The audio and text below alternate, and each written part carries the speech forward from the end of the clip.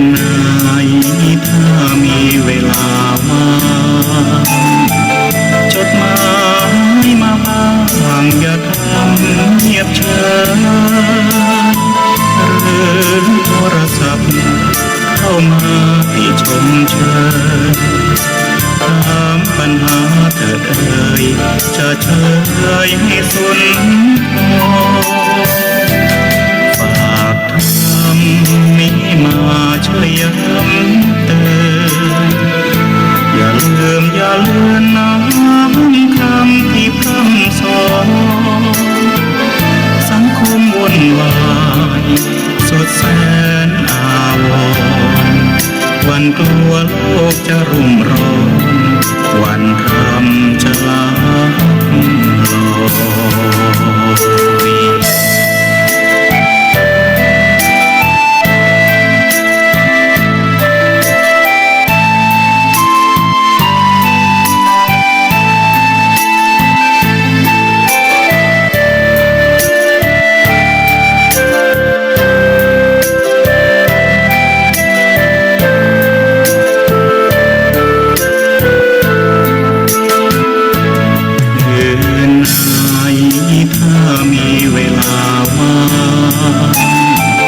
จดหมายมาบ้างอย่าทำเงียบเฉยหรือโทรศัพท์เข้ามาให้ชมเชยถามปัญหาเถิดเอ่ยจะเฉยให้สุนทรฝากทำนี้มาช่วยย้ำเตือน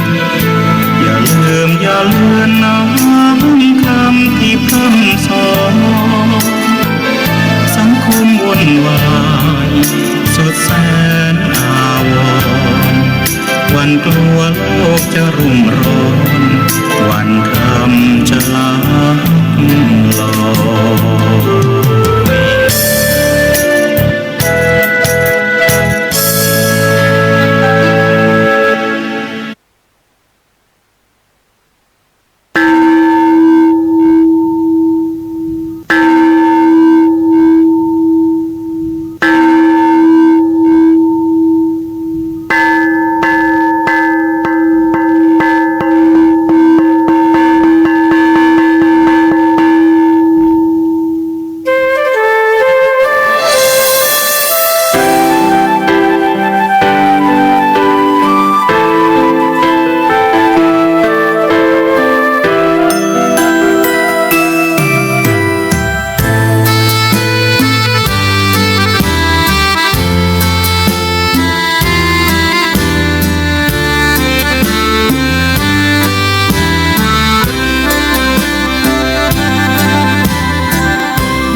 ยเกิดเป็นคนนั้นยากจริงนะ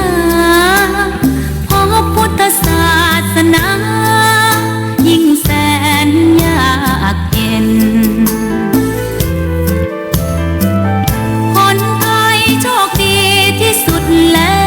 วมีแก้วสามดวงงามเด่นมีวัดซึ่งเป็นนาบุญยิ่งใหญ่มีศาสนาพุทธประจ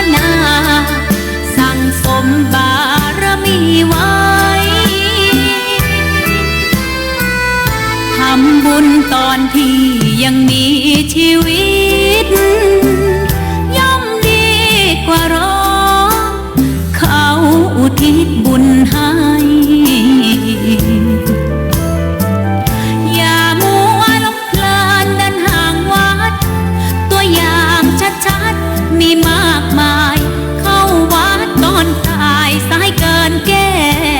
กรรม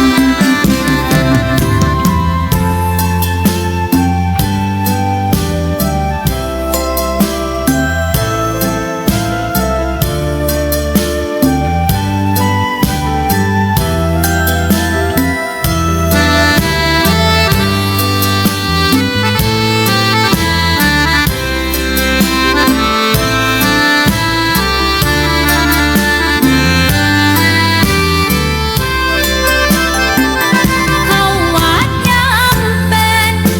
จะได้เห็นแต่น้ำใจ เข้าวัดยามตายจะได้เห็นแต่น้ำตา ก่อนจะสายเกินขอเชิญมาใช้ชีวิตให้คุ้มค่า เจริญทานศีลภาวนา สั่งสมบารมีไว้ ทำบุญตอนที่ยังมีชีวิต ย่อมดีกว่ารอเขาอุทิศบุญให้ อย่ามัวหลงเพลินเดินห่างวัด ตัวอย่างชัดๆมีมากมาย เข้าวัดตอนตายสายเกินแก้กรรม เข้าวัดยามเป็นผลบุญหนุนนำ เข้าวัดยามเป็นจะได้เห็นแต่น้ำใจ เข้าวัดยามตายจะได้เห็นแต่น้ำ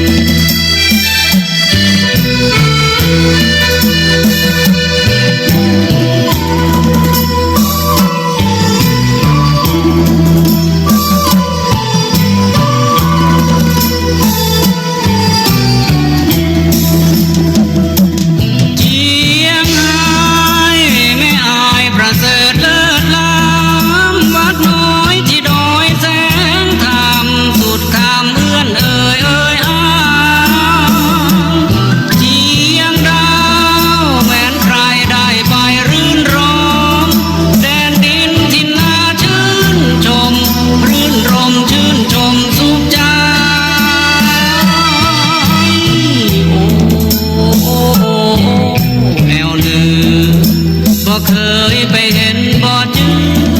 เมืองเหนืองามล้ำจำจาลาแล้วเมืองฟางเจียงหายเจียงใหม่หนาวนี้จำต้องจากไกลเมืองเหนือฟังใจบ่ลืม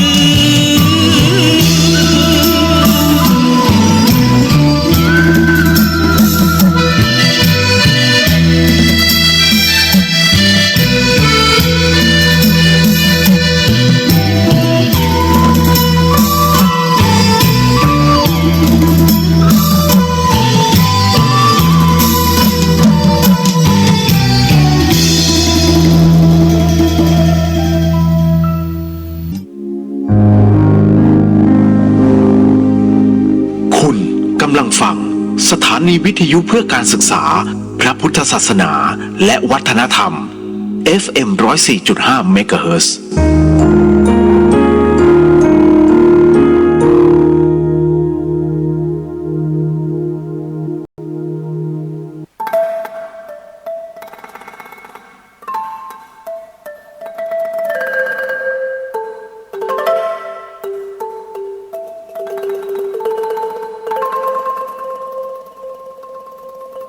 รายการนี้ไม่เหมาะกับเด็กอายุต่ำกว่า 15 ปี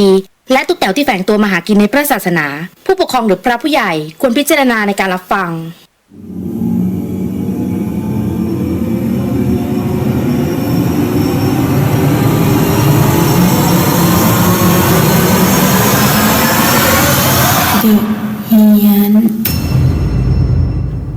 สวัสดีอย่างเป็นทางการนะฮะสวัสดีฮะพี่ทิพย์ครับผู้จัดการส่วนตัวพี่ยิ่งยงนะฮะวิมันจะหลุดอาจารย์ ฮะโอ้ยเข้ามาทักผมคนแรกเลยดีใจมากฮะสบายดีนะพี่อยู่เชียงใหม่กันใช่ไหมไปตรวจโควิดนะ โอ้น่ารักมากฮะครับฮะโอ้ไม่ได้เจอกันหลายปีครับผมเดี๋ยวนะเดี๋ยวให้ทักก่อนเลยค่ะให้ทักแล้ว ค่อยมานั่งอ่านข่าวนะฮะนิดนึงฮะสวัสดีอย่างเป็นทางการนะครับพี่ทิพย์ครับฮะดีเจเรียวนะฮะก๋อสวัสดีครับพี่เรียวสวัสดีฮะนะครับเอาสวัสดีฮะเคียงครับนะฮะโอ้พี่ทิพย์บอกคิดถึงเสมอดีใจฝากความคิดถึงพี่ยงด้วยนะฮะนะครับแล้วก็น้องแอนสวัสดีค่ะอ๋ออยู่กรุงเทพแม่ โอ้โหนี่ถ้าขึ้นมาโดน14 วันฮะ ตอนนี้ปิดหมดวัดดีขวัญนะฮะแล้วก็น้องเปียกสวัสดีครับนะฮะคุณผู้ฟังครับเดี๋ยววันนี้ต้องขออนุญาตค่อนข้างจะเยอะข่าวค่อนข้างเยอะพอสมควรก็หลายคนนะฮะอาจจะรู้แล้วเนาะรู้แล้วนะฮะแต่อีกหลายคนก็ไม่รู้ นะฮะผมทบทวนหน่อยแล้วกันสำหรับเคอร์ฟิวนะฮะในกรณีที่คือท่านนายกเนี่ยได้บอกแล้วนะฮะก็เอาง่ายๆสรุปเลยแล้วกันว่า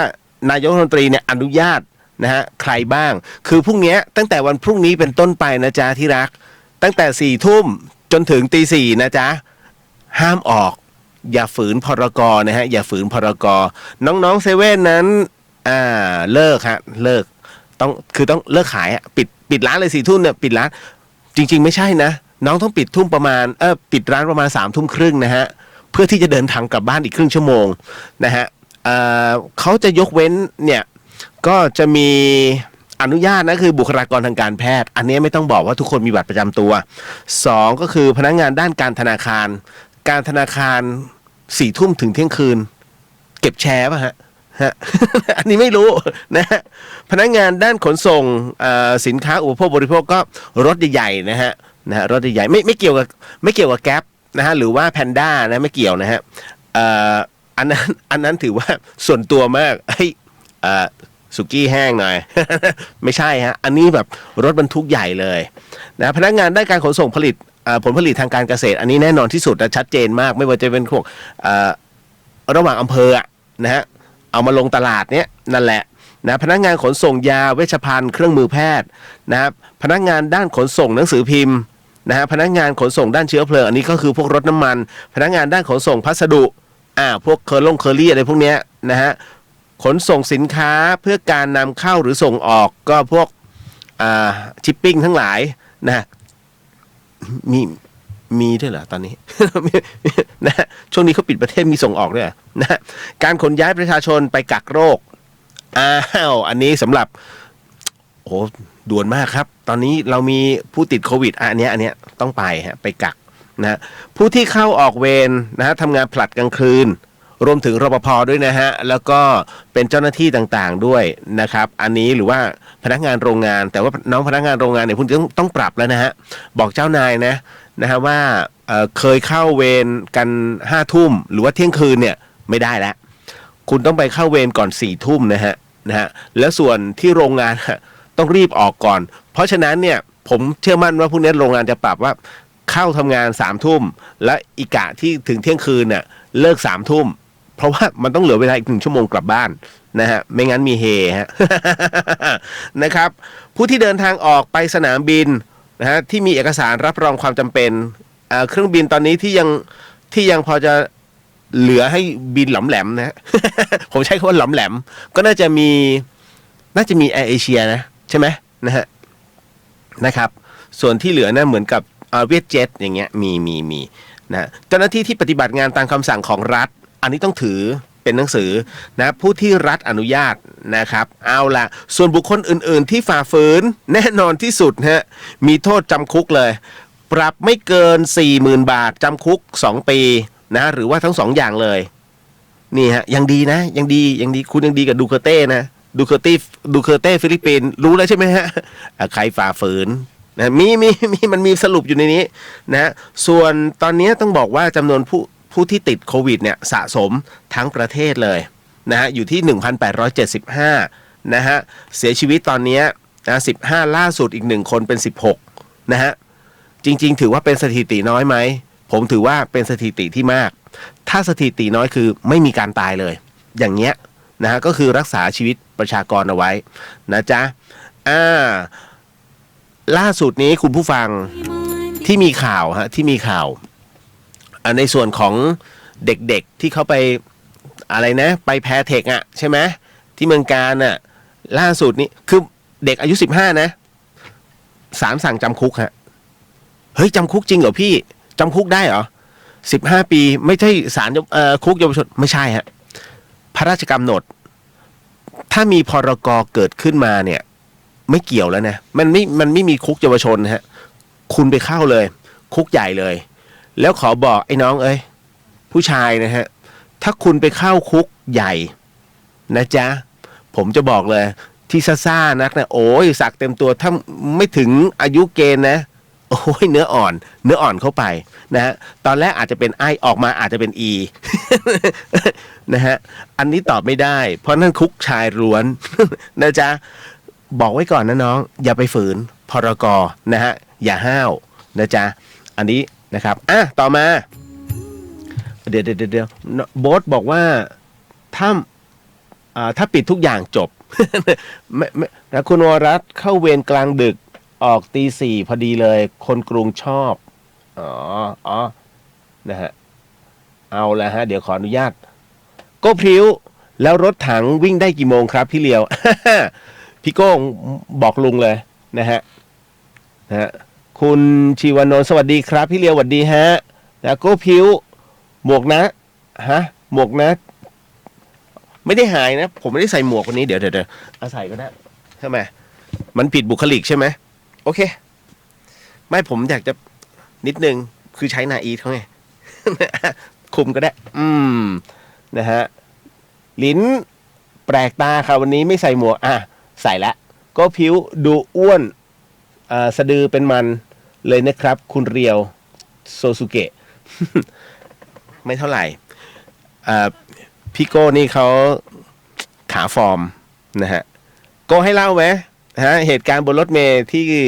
กนกโดนล้อม แล้วเขาแกล้งขาเป๋ เราไม่ว่ากันนะสวัสดีค่ะนุชนะฮะเสียใจด้วยเรื่องคุณแม่นะครับโก้พริ้วไม่ใส่งอบ ผมอ่านย้อนนะฮะโหมีเผาเยอะสวัสดีฮะโยนะครับก็เข้าเรือนตี 4แล้วที่เหลือล่ะระวังนะ นะฮะไปจัดอะไรนะช่องอะไรช็อกนะอะไรสักอย่างเนี่ย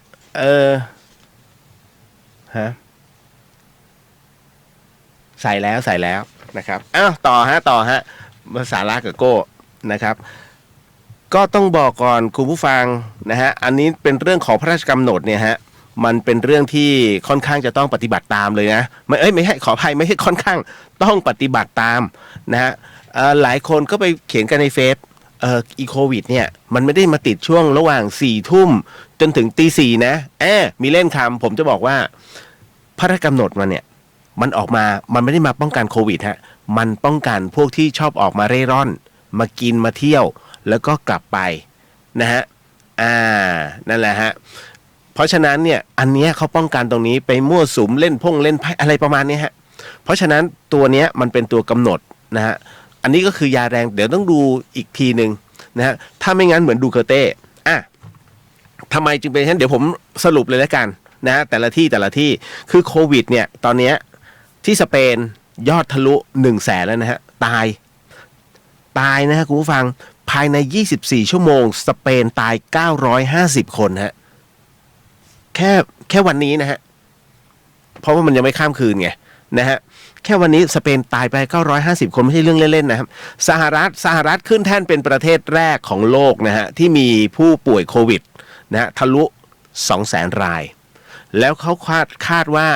นะฮะน่าจะต่อไปเรื่อยๆถึง 250,000 รายไม่ถึง 3-4 วันนะฮะแน่ๆข้อมูลล่าสุดเนี่ยนะฮะถ้าพูดถึงเมื่อบ่ายที่ผ่านมาพบว่าจำนวนผู้ป่วยโควิด -19 ในสหรัฐเนี่ยนะฮะรวมตอนนี้ 216,721 รายและผู้เสียชีวิตตอนนี้ 5,137 คนโดยรัฐนิวยอร์กนะฮะพบผู้ป่วยแล้วก็ผู้เสียชีวิตมากที่สุดในบรรดารัฐและก็ดินแดนของสหรัฐตอนนี้เนี่ยด้วยยอดทั้งสิ้นเนี่ย 80,000 นะฮะที่ติดนะฮะ 83,901 นะฮะและ2,219 รายตามลำดับนั่นคือการเสียชีวิตน่ากลัวนะฮะต่อมาฮะที่อิตาลีรักกันแค่ไหนคุณฟังตรงนี้ให้ดีบุรุษพยาบาลอิตาลีฆ่าหมอสาวดับหลังแค้นนำโควิด -19 มาติดตัวเองคุณพระช่วยเพิ่งคบกันได้เดือนกว่าๆนะฮะปรากฏว่าคุณหมอซึ่งเป็นผู้หญิงเนี่ยเนี่ยฮะเอาไปติดบุรุษพยาบาลซึ่งเป็นแฟนมันฆ่าเลย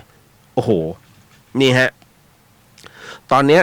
มันลามไปถึงทุกวงการแม้กระทั่งฟุตบอลแฟรงค์ แลมพาร์ดนะฮะกุนซือของเชลซีบอกเลยตอนนี้นะฮะตอนนี้ต้องบอกเลยว่า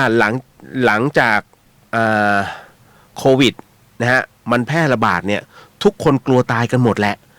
ตอนนี้นักเตะไม่มีกระจิตกระใจที่จะเตะบอลแล้วสำหรับสถานการณ์โควิดตอนนี้นะฮะในสหราชอาณาจักรตอนนี้มีผู้ติดเชื้อเป็นลำดับที่8ของโลกนะฮะมากถึง 25,154 รายเสียชีวิตไปแล้ว 1,789 รายฮะผมจำข่าวอันนึงได้ที่นักศึกษาไทยที่ไปเรียนที่อังกฤษถูกล้อนะฮะถูกล้อว่าเป็นอะไรนะอู่ฮั่นไวรัสอ่ะนะฮะเขาล้อเลยที่อังกฤษเพราะว่าสาวไทยนักเรียนไทยคาดแมสแล้วเมืองนอกถ้าใครคาดแมสคือคนป่วย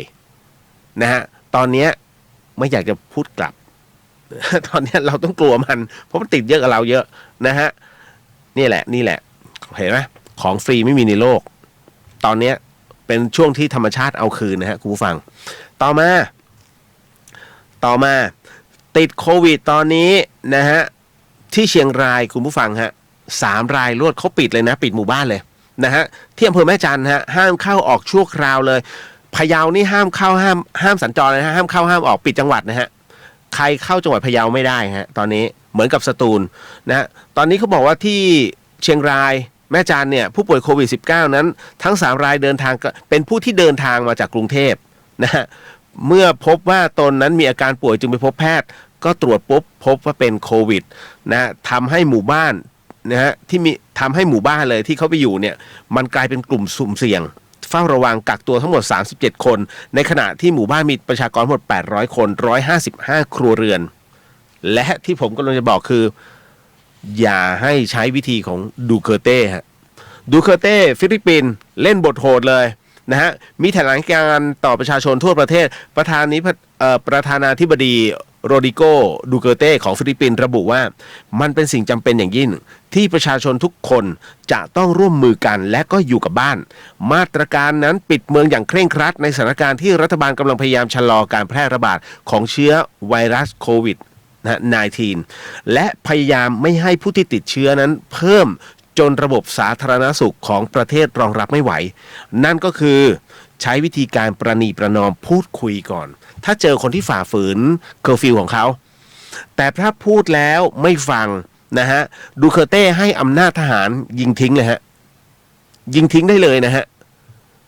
ยาแรงนะฮะหนักกว่าอินเดียเคียน ฟิลิปปินส์ยิงทิ้งแล้วดูเตอร์เต้ทำจริงเหมือนกับที่เขาทำปราบปรามยาเสพติดยิงเลยนะฮะแค่ถือเม็ด2 เม็ดมันยิงเลยนี่คือสิ่งที่ทำให้จำนวนของยาเสพติดที่ประเทศฟิลิปปินส์ลดลงหวบทันทีนี่ฮะต่อมาพอมาถึงตรงนี้คุณผู้ฟังฮะก็นโยบายรัฐบาลถูกไหมฮะรัฐบาลเรามีนโยบายว่าให้เป็น work from home ทำงานอยู่กับบ้านมันเป็นเรื่องที่ดีครับเป็นทำงานอยู่กับบ้านแต่มันเป็นเรื่องไม่ดีสำหรับไอ้กลุ่มนี้เจ้าหน้าที่ตำรวจสืบภาค6ล่อซื้อนะฮะล่อซื้อยาบ้านะฮะที่พิษณุโลกนะฮะในระยะนี้ต้องบอกว่าพ่อค้ายาบ้าต้องกักตัวเพื่อช่วยชาติเขายังดีนะเขาบอกเขากักตัวช่วยชาตินะก็เลยเปิดห้องพักให้ผู้มาเสพนั้นมารับถึงห้องแทนคือ work from home มึง work ผิดแล้วล่ะ เกิดอะไรขึ้นในระบบความคิดนะก็คือตรงนี้นี่เองฮะตำรวจบอกเลยว่าพอไปถึงเนี่ยนะฮะส่งสายสืบเข้าไปล่อซื้อก่อนนะไอ้นี่ก็จัดแจงให้เลยนะครับเปิดคอนโดนะฮะณตรงนั้นมารับไปตึ๊บ200 เมตรในราคา 5,000 บาทจนกระทั่งสายลับที่ล่อซื้อจับได้ทั้งหมด4คนนะฮะได้แก่นายอานนท์นะฮะคือมันจะอยู่ในอายุ38นะฮะนางสาววัชราพร23รักภูล33พิญญา22นะฮะก็พบยาบ้า592เม็ดยาไอซ์1 กรัมนะฮะสอบสวนไปทั้งหมดทั้งมวลยอมรับสารภาพว่าตอนนี้ก็ช่วยชาวบ้าน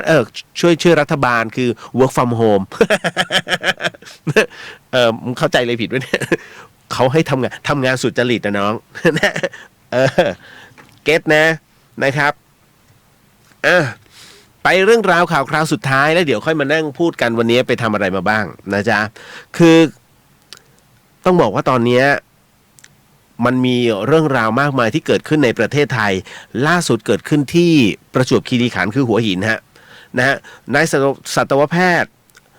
ยุทธิระนะฮะยุทธธีระนะฮะบรรทุกุลนะครับปศุสัตว์จังหวัดประจวบนั้นเปิดเผยว่าผลจากการตรวจจากห้องปฏิบัติการสถาบันสุขภาพสัตว์แห่งชาติพบว่าม้าหัวหินทั้งหมด10ตัวนะฮะตายนะฮะคุณผู้ฟังตายคาชายหาดเนี่ย10ตัวมันเกิดจากการโรคในม้านะฮะเชกเช่นเดียวนะฮะมันคือเชื้อการโรคในม้าและเป็นการโรคจากแอฟริกาในม้าซึ่งเป็นโรคเดียวกันที่เกิดที่ฟาร์มที่ปากช่องนะของโคราชและแน่นอนที่สุดที่ผ่านมานะฮะเกิดขึ้นที่ชัยภูมิด้วยนะฮะม้าตายทั้งคอกเลยมันเกิดจากอะไรมันเกิดจากพวกแมลงดูดเลือดประเภทริ้นแล้วก็ยุงซึ่งเป็นพาหะในการนำเชื้อไวรัสสู่ม้าโอ้โหตายมากๆนี่เราจะไม่มีเซรุ่มนะฮะเซรุ่มอะไรคุณฟังเชื่อไหมว่าเซรุ่มที่ฉีดแก้พิษงูเนี่ยเข้ามาจากไหนรู้ไหมเข้ามาจากม้าฮะเลือดม้าฉีดพิษงูเข้าสู่ม้าแล้วดูดเอาเลือดม้าเนี่ยออกมาม้ามันมีแอนตี้ตัวนี้ฮะแอนตี้พิษงูนะฮะเพราะฉะนั้นพอเอามาเสร็จปุ๊บเนี่ยเอามาทำเป็นเซรุ่มอีกทีหนึ่งนะจ๊ะเอาละแอร์มันแรงฮะเสียงผมเปลี่ยน ไม่เป็นไรอันนี้บอกไว้ก่อนนะจ๊ะเป็นความรู้รอบโต๊ะ หมดเอาละฮะเอาจุ้ยหวัดดีฮะนะครับโอ้ผมทักน้องๆทุกคนแหละนะครับโก้ว่าไงนะฮะอ๋ออันนี้เขาคุยกันเองใช่ไหมโก้สวัสดีมีความสุขครับผมก๊อตนครปฐมครับพี่พรุ่งนี้ฟังบิ๊กช็อคครับ โก้ว่าไงเนี่ยผมจัดรายการอยู่ที่ช่อง Big FM 94.0 เชียงใหม่ฟังได้ครับจันทร์ถึงศุกร์3 ทุ่มถึง 24จัดลูกทุ่งเหรอก็บิ๊กช็อคเปิดลูกทุ่งใช่ไหม นะคุณหนุ่ม CMU บอกว่าสวัสดีครับพี่เรียวช่วยตามข่าวพนักงานส่งอาหารแอปหนึ่งที่เสียชีวิตแถวหอพักสันติธรรมเมื่อวานโดยมีไข้3 วันไอจามแล้วก็หยุดหายใจสรุปเป็นโควิดจริงหรือไม่ครับได้ครับอันนี้ขอบคุณมากเดี๋ยวจะถามน้องเขาให้นะฮะสวัสดีมีความสุขอันนี้ศักดิ์ชัยชาลีนะรักษาสุขภาพด้วยครับก๊อฟไปอีกแล้วฮะศักดิ์ชัยไม่เอาสิไม่เอา พอเป็นเบิร์ดเดิมเนี่ยพี่จะรู้ว่าก๊อฟมายุ้ยบอกว่าสวัสดีค่ะพี่เลียวสาวสารพีรายงานตัวสวัสดีค่ะน้องยุ้ยนะฮะนะจ๊ะก็พิวบอกว่าก็ผมแกล้งตาเรียวมาตั้งแต่ปี38นะครับใช่เหรอก็ไม่ใช่37เหรอฮะ รู้จักแกนานแกล้งแกมาตลอดหลายท่านคงไม่ทราบจริงๆนี่แกไม่ค่อยเต็มขอรับ ผมเป็นคนที่ไม่นอนเป็นคนที่ไม่นอนเป็นหลักแหล่งนะฮะในสมัยก่อนก็คือมีอพาร์ตเมนต์นั่นแหละแต่ผมจะนอนในรถตัวเองเพราะว่ามันทำงานเนี่ยมันทำงานกะแบบเป็นครีเอทีฟโปรแกรมอะเนาะเพราะฉะนั้นต้องดูทั้งหมดทั้งมวลน่ะจนกระทั่งป๋องขึ้นจัดน่ะผมถึงต้องหลับแล้วผมหลับในรถตื่นขึ้นมาปุ๊บเนี่ยผมก็สงสัยทำไมไอ้น้องๆมันมาหัวเราะผมนะก็เลยเดินออกมานอกรถปรากฏว่าไอ้โก้ไปติดป้ายขายรถผมบนหลังคาผมมีหน้าเราก็เฮ้ยไอ้นี่แสบมากตอนนั้นนะสวัสดีครับผู้พันอาร์มดูแลสุขภาพด้วยนะเพื่อนครับผมนะฮะป้าปุยสวัสดีครับพี่เรียวสวัสดีฮะโอเคนี่ฮะคุยคือจริงแก๊งเดอะช็อคก็สนิทคุณสมหมายสวัสดีครับทีมงาน JY ประจำการฮะสวัสดีฮะคุณเมธินีสวัสดีเจ้าไอเลียวสวัสดีฮะวันนี้แสดงว่าเหงากันแน่ๆเลยเนี่ย พรุ่งนี้เคอร์ฟิวเฮ้ยวันนี้กูมาทักนะ ปกติวันนี้พี่ละออนะฮะสวัสดีครับพี่เลียวสวัสดีฮะนะฮะสวัสดีจ้านะฮะอาจจะฟึดฟัดบ้างไม่ว่านะวันนี้คุณผู้ฟังโมทนาบุญแล้วกันเพราะว่าผมนำเอาแมสนะฮะเป็นผ้ามัสลินนะครับจำนวนก็หลายอยู่นะประมาณ80 70หรือ80ประมาณนี้นะฮะอันที่1ก็คือนำให้กับอะไรล่ะคลินิก108ประกันสังคมของเชียงใหม่นะฮะแล้วก็ถัดไปอีกนิดนึงก็เป็นโรงพยาบาลสงฆ์ของจังหวัดเชียงใหม่นะฮะก็นำถวายท่านนะตรงนั้นเพราะว่าทั้งบุคลากรแล้วพระสงฆ์เนี่ยที่ไปบางรูปท่านไม่มีแมสนะฮะแล้วบางทีวันนี้ก็ถามเนนน้อยบอกว่าอันนี้แมสเก่าแมสใช้มาแล้ว2 ครั้งผมก็เลยโอ้ยน้องเนนเดี๋ยวไปรับได้เลยที่ก็คือเขาจะมีหน่วยที่รับบริจาคนะฮะตรงนั้นนะครับถ้าท่านใดที่อยากจะร่วมบุญหรือว่าทำบุญนะฮะคิดว่าช่วงนี้ไปวัดต่างๆแล้วท่านอาจจะไม่ค่อยจะออกไปไหนหรือว่าดูแล้วตะขิดตะขวงใจทำบุญลำบากจังผมแนะนำให้ไปโรงพยาบาลสงฆ์เชียงใหม่ฮะนะที่โรงพยาบาลสวนดอกก็คือตึกสงฆ์อาพาธเก่านั่นแหละแต่ว่าท่านทำเป็นโรงพยาบาลเลยเรียกว่ารักษาเฉพาะพระสงฆ์โดยตรงนะฮะอันนี้ก็ยังขาดอะไรอีกหลายอย่างขอเชิญนะฮะขอเชิญนะเป็นการทำบุญแล้วก็เป็นแรงร่วมบุญไปด้วยอันนี้แนะนำเลยนะแดงใบเล่สวัสดีครับพี่เรียวสวัสดีฮะอันนี้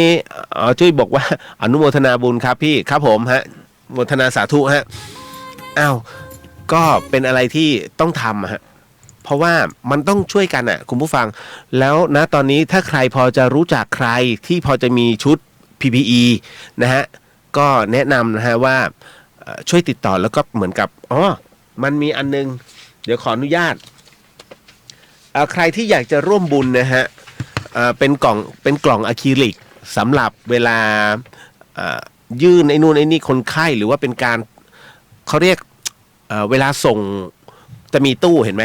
เป็นตู้อะคริลิกที่ใส่สอดมือลงไปนะฮะอันเนี้ยนิดนึงนะฮะช่วยจดแล้วกันช่วยจดเผื่อท่านใดเป็นบุคลากรทางการแพทย์นะให้เข้าไปใน ID Line นะฮะ ID Line นะฮะเป็น@cifra นะฮะสะกดว่านะฮะขออภัยตัวสะกดนะฮะ SILPFA นะฮะ@SILPF F แฟนนะฮะแล้วก็ A นะฮะอันเนี้ยไลน์เนี่ยฮะแล้วจากนั้นเนี่ยให้แจ้งชื่อโรงพยาบาลนะฮะที่อยู่ผู้ติดต่อชื่อผู้ติดต่อแล้วก็เบอร์โทรรวมถึงจำนวนกล่องอะคริลิกบริษัทนี้เขาพร้อมจะส่งให้ฟรีนะฮะเขาพร้อมจะส่งให้ฟรีแต่ให้คุยแต่ทางไลน์ก็แจ้งหน่อยแล้วกันนะฮะไปที่ไลน์นะฮะ@SILPFA นะฮะซิฟรานะครับแจ้งชื่อโรงพยาบาลที่อยู่ชื่อผู้ติดต่อเบอร์โทรศัพท์แล้วก็จำนวนกล่องแต่ถ้าตรงนี้อันนี้เขาอาจจะต้องส่งมาจากกรุงเทพเป็นสำเร็จรูปเลยแต่ถ้าท่านใดที่อยากจะร่วมบุญนะฮะอยากจะร่วมบุญอันนี้แจ้งข่าวสารเลยแล้วกันนะฮะถ้าใครอยากจะร่วมบุญในการสร้างเป็นตู้อะคริลิกตรงนี้วัดป่าดาราพิรมฮะคุณผู้ฟังที่จังหวัดเชียงใหม่นะฮะตรงแม่ริมเลยนะฮะก็สามารถนะฮะบริจาคเงินได้นะฮะเป็นค่าทำตู้ให้กับพระมหาอาทิตย์จำตะนะฮะอยู่วัดป่าดาราพิรมนะฮะถ้าต้องการเบอร์ของท่านผมบอกถ้าพร้อมจดเดี๋ยวผมก็จดไว้นะฮะอันนี้นะเป็นการบริจาคเงินค่าทำตู้คนละนิดคนละหน่อย5 บาท10 บาทนะเพื่อบุคลากรทางการแพทย์ถ้าคุณไม่เซฟบุคลากรทางการแพทย์ผมถามนิดนึงคุณจะเอาใครมารักษานะครับช่วยเซฟเบอร์ของพระมหาอาทิตย์ไว้หน่อยแล้วกันนะฮะ081-648-4366นะฮะ081-648-4366นะฮะแต่ถ้าอยากจะบริจาคโดยตรงไปเลยฮะลงไปที่แบงก์กสิกรนะฮะผมจะบอกหมายเลขช้าๆนะฮะหมายเลขที่สามารถทำบุญร่วมกับท่านได้เพราะตอนนี้ท่านกำลังผลิตอยู่นะอยู่เรื่อยๆแต่ว่าอะคริลิกเนี่ยแผ่นมันแพงนะถ้าแผ่นเนี่ยส่งมาจากกรุงเทพเนี่ยมันแผ่นตก 2,000 กว่านะฮะแต่1แผ่นเนี่ยมันทำได้เกือบ 2-3 ตู้นะครับกสิกรนะฮะ087-206-9739เอาใหม่นะ087-206-9739นะบัญชีออมทรัพย์ครับนะฮะกสิกรนะฮะ087-206-9739นะฮะสามารถทำบุญกับท่านได้นี่แหละฮะพอถึงตรงนี้เนี่ยผมต้องเรียนคุณผู้ฟังนิดนึงณตอนนี้สิ่งที่เกิดขึ้นแบบไม่น่าเชื่อนะฮะที่มันเกิดขึ้นแล้วเกิดขึ้นกับเมืองไทยเลยนะฮะมันทำให้เรารับรู้เลยว่าคนไทยบางจุดนะฮะจริงๆคนประเภทนี้มันมีหมดแม้กระทั่งองค์กรก็จะมีประเภทรักตัวกลัวตายนะฮะเรียกว่าขอกูรอดเป็นเพราะอะไรคืออย่างวันนี้สิ่งที่น่าเห็นใจมากที่สุดก็คือบุคลากรทางการแพทย์ฮะน้องพยาบาลอย่างบางที่เนี่ยเขาทำงานกันหามรุ่งหามค่ำแต่ไม่สามารถจะเดินออกไปซื้อกับข้าวได้เพราะทุกคนรังเกียจนะฮะทุกคนรังเกียจจะเอาเชื้อมาติดหรือเปล่าคือผมถ้าพูดบ้านๆนะอย่างโง่ฮะอย่างโง่นะฮะคือคนเขาเป็นบุคลากรทางการแพทย์ถ้าเขาไม่รู้จักจะป้องกันเนี่ยนะฮะอย่างเงี้ยคือติดกันทั้งประเทศแล้วล่ะติดกันทั้งโลกเพราะฉะนั้นเนี่ยผมจะบอกว่าน้องๆเขาเนี่ยฮะเขาจะคุณเห็นผมโพสต์ไหมชุดที่เขาใส่เนี่ยมันหลายชั้นมากนะฮะเพราะฉะนั้นคนที่เกี่ยวข้องเนี่ยเขาก็จะอยู่ตรงนั้นแล้วเวลาออกมาเนี่ยเขาก็จะมีการตรวจเช็คหลายรอบมากมันไม่มีใครเขาเอามาออกมาติดข้างนอกฮะนั่นคือชุดทำงานเขาคุณอย่าไปสร้างความลำบากให้เขาวันที่คุณไม่สบายคุณไปหาเขาวันที่เขารักษาอยู่แล้วเขาเดินออกมาคุณรังเกียจเขาเนี่ยเขาเรียกว่าคนเห็นแก่ตัว นะฮะเหตุการณ์นี้เกิดขึ้นที่จังหวัดชัยภูมินะฮะเกิดขึ้นที่จังหวัดชัยภูมิฮะแล้วเกิดขึ้นที่อำเภอหนึ่งในจังหวัดในจังหวัดเชียงใหม่ผมไม่บอกอำเภอไหนนะไม่ใช่อาจจะไม่ใช่อำเภอเมืองคือน้องพยาบาลเนี่ยฮะจะซักชุดส่งซักเขาไม่รับซักกลายเป็นอย่างนั้นฮะกลัวเฮ้ยผมว่ามันแปลกมากฮะมันแปลกกับเรื่องนี้มากกับบุคลากรมันเกิดอะไรขึ้นกับกระบวนการความคิดนะฮะคือประมาณว่าถ้าสมมุติว่าคือบุคลากรทางการแพทย์เนี่ยเขาหิวข้าวกลางวันออกไปที่ตลาดปุ๊บมีเด็กมาทักมีคนมาทักเอ้าทำไมมาอยู่ตรงนี้ล่ะทำไมไม่อยู่ในโรงพยาบาลเดี๋ยวก็ติดเชื้อหรอกมันเหมือนกับว่าเฮ้ยทหารเวลาเขาลบกันอยู่เสร็จปุ๊บขอพักมากินข้าวก่อนเอ้าไม่ไปลบล่ะมากินข้าวทำไมคือประมาณเนี้ยเหมือนประมาณว่ามึงไม่ตึงกำลังไว้ตรงนั้นมายุ่งเลยกับใกล้ๆบ้านกูซึ่งมันไม่ถูกไงถูกไหมฮะเพราะฉะนั้นเนี่ยเฮ้ยคุณไม่ต้องไปกลัวถ้ากลัวเนี่ยนะฮะผมแนะนำไม่ต้องออกไปไหนคุณอยู่ตรงนั้นเลยให้บุคลากรทางการแพทย์เนี่ยเขาได้ดำรงชีวิตเหมือนคนปกติหน่อยเถอะนะฮะไม่มีใครหรอกครับนะฮะจริงๆไม่มีใครเขาโง่ที่แบบจะปล่อยให้ตัวเองเลอะชุดแล้วเอาไปกินนู่นกินนี่คุณเคยเห็นไหมบุคลากรทางการแพทย์นั้นแต่งชุดออกไปแล้วทำให้เชื้อติดแม่ค้าไม่มีนะฮะไม่มีนะฮะทั้งโลกเลยนะครับไม่มีหรอกที่เพราะมันมีการสกรีนเกิดขึ้นไอ้ที่เขาติดนะหมายถึงว่าติดจากคนใกล้ชิดที่ไม่ยอมพูดนะตรวจคนไข้ไม่ยอมบอกว่าไปเจออะไรซึ่งมันมีเหมือนกันทั้งหมดทั้งมวลนะฮะเพราะฉะนั้นปรับความคิดนะฮะผมมองว่าอันเนี้ยมันเหมือนกับน่ารังเกียจอะคุณทำกับบุคลากรที่เขาเผชิญกับโลกโดยตรงเนี่ยฮะแล้วเขาต้องทำงานเหนื่อยหนักแต่มาเจอสภาพแวดล้อมจากคนประเภทนี้อีกเนี่ยผมว่าน่ารังเกียจจริงๆกลุ่มเนี้ยต้องถูกแอนตี้จากสังคมหมายถึงว่าไม่ยุ่งเลยไม่ซื้อของเขาเลยเนี่ยฮะตายเลยถ้าตายอย่างเขียดเลยแล้วทุกวันนี้เชียงใหม่เกือบตายนะเพราะตอนนี้ห้ามขายแล้วนะฮะเนี่ยทุกอย่างตอนนี้ชัตดาวน์หมดแล้ววันนี้มีคำถามที่น่าหดหู่มากจริงเดี๋ยวพอจบเรื่องหลอนหนึ่งเรื่องน้องจะรู้เลยว่าทำไมพี่เลียวถึงได้พูดว่ามันมีคำถามน่าหดหู่ผมบอกให้ก็ได้อะแล้วเดี๋ยวมาคุยกันประมาณว่า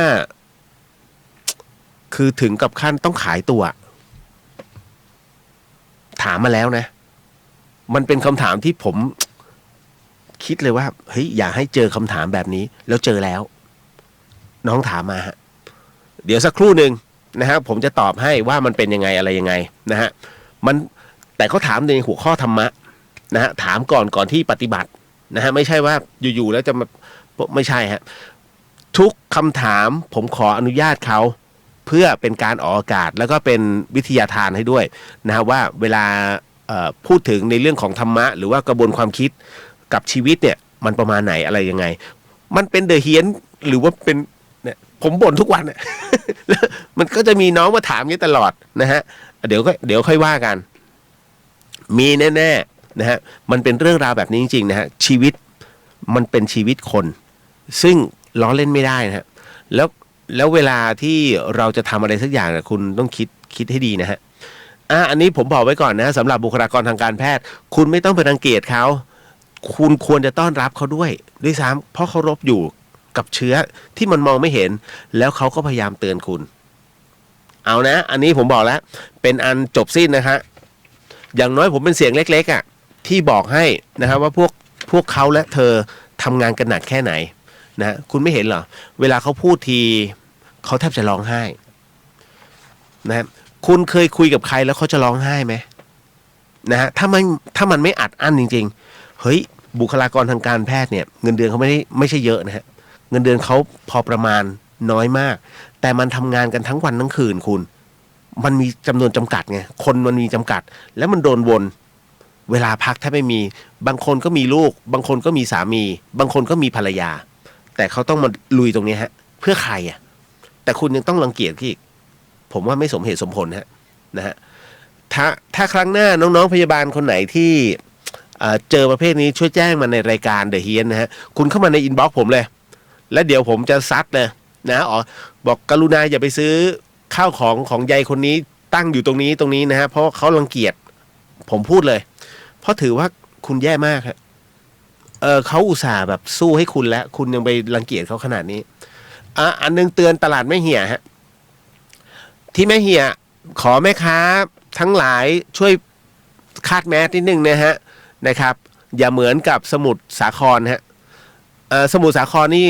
ท่านผู้ว่าสั่งเลยนะถ้าคนออกจากบ้านไม่ใส่แมสถูกปรับนะฮะถ้าใครไม่ใส่แมสเข้าตลาดไม่ขายของให้อย่างนี้กันแล้วนะฮะเพราะฉะนั้นเนี่ยช่วยกันดูแลหน่อยเมืองของเรานะครับคุณไม่ให้เขาคุณไม่ดูแลกันแล้วจะให้ใครมาดูแลนะฮะอันไหนยุ้ยบอกว่าช่วงนี้จิตใจอ่อนล้าว้าวุ่นพี่เดี๋ยวแม่เดี๋ยวน้องสาวพี่สาวยุ้ยเห็นรถพี่ชายมีคนอื่นขับที่ไม่ใช่พี่น้องหรือคนรู้จักเลยไลน์ไปถามพี่ชายว่ารถให้ใครยืมขับพี่บอกว่าน้องคนเล็กวันก่อนเพื่อนพี่ชายก็บอกว่าเห็นมีคนอะไรนะตายละขออนุญาตนิดนึงฮะอะไรนะ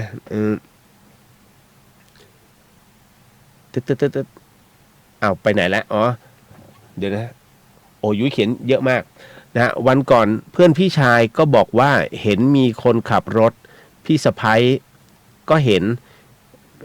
พี่ก็เลยถามแม่ว่าใครใช้รถแม่บอกน้องคนเดียวไม่มีใครใช้หรอกอย่าไปเชื่อคนอื่นที่เห็นพี่สะพ้ายบอกน้องสาวให้เพื่อนชายขับตลอดแต่อะไรเนี่ยไม่แค่นั้นยุ้ยโดนลุมด่าเหมือนดันโกหกอยากให้ทะเลาะกันทั้งแม่ทั้งพี่สาวทั้งน้องสาวก็ไม่ยอมรับความจริงทั้งที่เพื่อนพี่ชายพี่สะพ้ายและยุ้ยเห็นไม่อยากไปให้ถึงกับขอกล้องวงจรปิดเพื่อยืนยันความจริงหรอกแค่นี้ก็รู้แล้วว่าเขารับความจริงกันไม่ได้ปกป้องคนทำผิดแบบไม่ฟังความจากคนรอบข้างคิดได้ก็แค่กรรมเราขอให้พ้นไปสักทีอันนี้บ่นใช่ไหมฮะ เอาละน้องยุ้ยไม่เป็นไรทุกอย่างดำเนินการต่อไปฮะสัตว์โลกย่อมเป็นไปตามกรรมมาไปเข้าเรื่องราวหลอนก่อน1เรื่องฮะแล้วเดี๋ยวกลับมาพบเจอกับเรื่องราวของวันนี้มีผู้ถามมาก็ประมาณ5คนเหมือนเดิมนะฮะป๊อกถามเรื่อ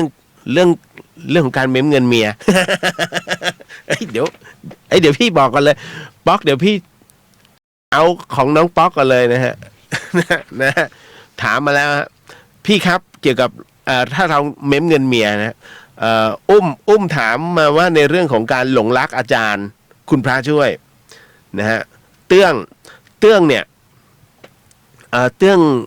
องพูดถึงในเรื่องศพฮะถามมาในเรื่องศพคือเผาศพไปแล้วอะแต่ลืมเผาอวัยวะซึ่งเขาตัดทิ้งต่างหากนะฮะก้อยถามมาว่าอันนี้เรื่องขายตัวนะฮะส่วนดนถามมาว่าซื้อที่ดินวัดเอาละปะเข้าสู่เรื่องราวหลอนๆประจำค่ำคืนนี้นี่คือเดอะเฮียนทาง FM 104.50 เมกะเฮิรตซ์จังหวัดเชียงใหม่นะฮะเป็นประจำทุกค่ำคืนและแน่นอนที่สุดฮะเดี๋ยวขอเข้าจิงเกิลก่อนแล้วเดี๋ยวมาพูดคุยกันในเดอะเฮียนครับ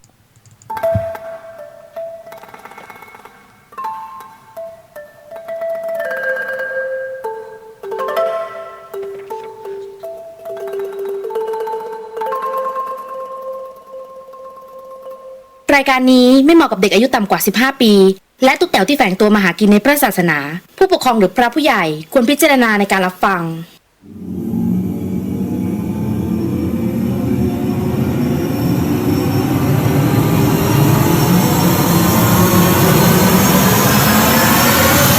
The เฮียนเข้าสู่เดอะเฮียนในช่วงเฮียนสยอง2เรื่องในค่ำคืนนี้นะฮะคุณผู้ฟังครับก็เป็นอีก1ค่ำคืนแล้วกันกับเรื่องราวหลอนๆฮะเหมือนเดิมจ้าสนับสนุนโดยนาอิเซรั่มแชมพูฮะแชมพูที่ลดอาการหลุดร่วงของเส้นผมฮะนะครับเอาละมาเข้าสู่เรื่องราวเรื่องแรกสั้นๆนะฮะไม่ต้องเว่นเวอร์มากนะฮะเป็นเรื่องของน้องแนนฮะที่ส่งเข้ามาน้องแนนส่งเรื่องนี้เข้ามาเนี่ยเป็นเรื่องเกี่ยวกับเรื่องใต้ถุนนะฮะและสิ่งที่คุณผู้ฟังได้ยินได้ฟังจากพี่เลียวต่อไปนี้นั้นอย่าเชื่อฮะให้ฟังหูไว้หูแล้วก็ใช้วิจารณญาณทุกครั้งในการรับฟังเรื่องราวประเภทนี้ฮะข้อสำคัญเนี่ยอยากให้คุณผู้ฟังได้ฟังเป็นนิยายเพราะว่าเรื่องที่ผมกำลังจะเล่าต่อไปเนี้ยแนนส่งมาฮะว่าเรื่องใต้ถุนและ เรื่องที่แนนส่งให้ผมเป็นผู้ถ่ายทอดให้กับคุณผู้ฟังได้รับฟังนั้น เธอเล่าว่าน้องเขาบอกงี้ว่า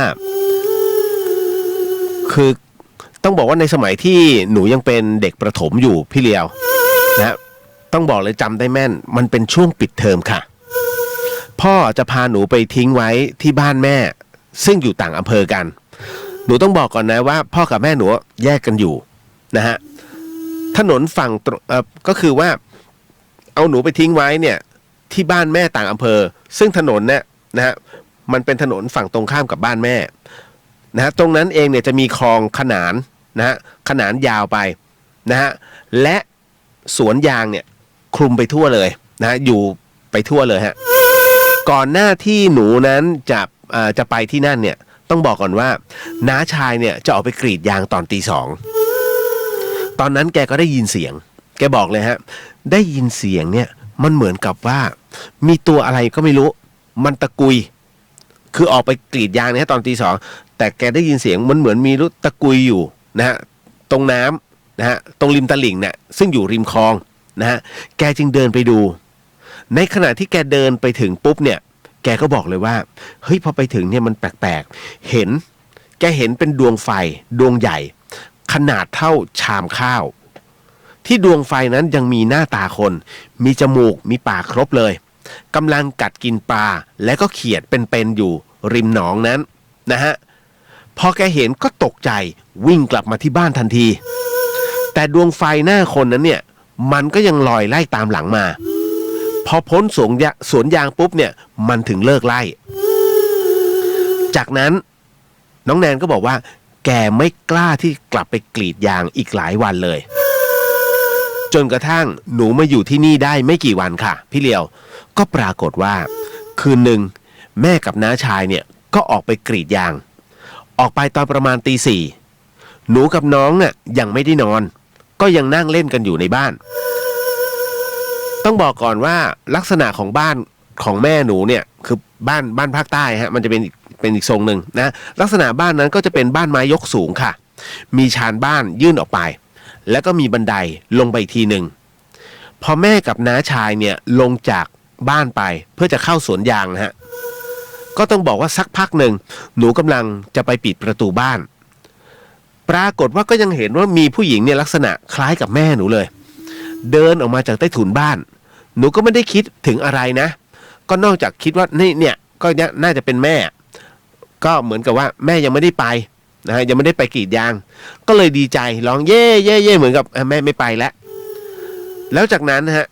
หนูก็เลยเอื้อมมือไปหาแม่แต่ปรากฏว่าผู้หญิงคนนั้นเนี่ย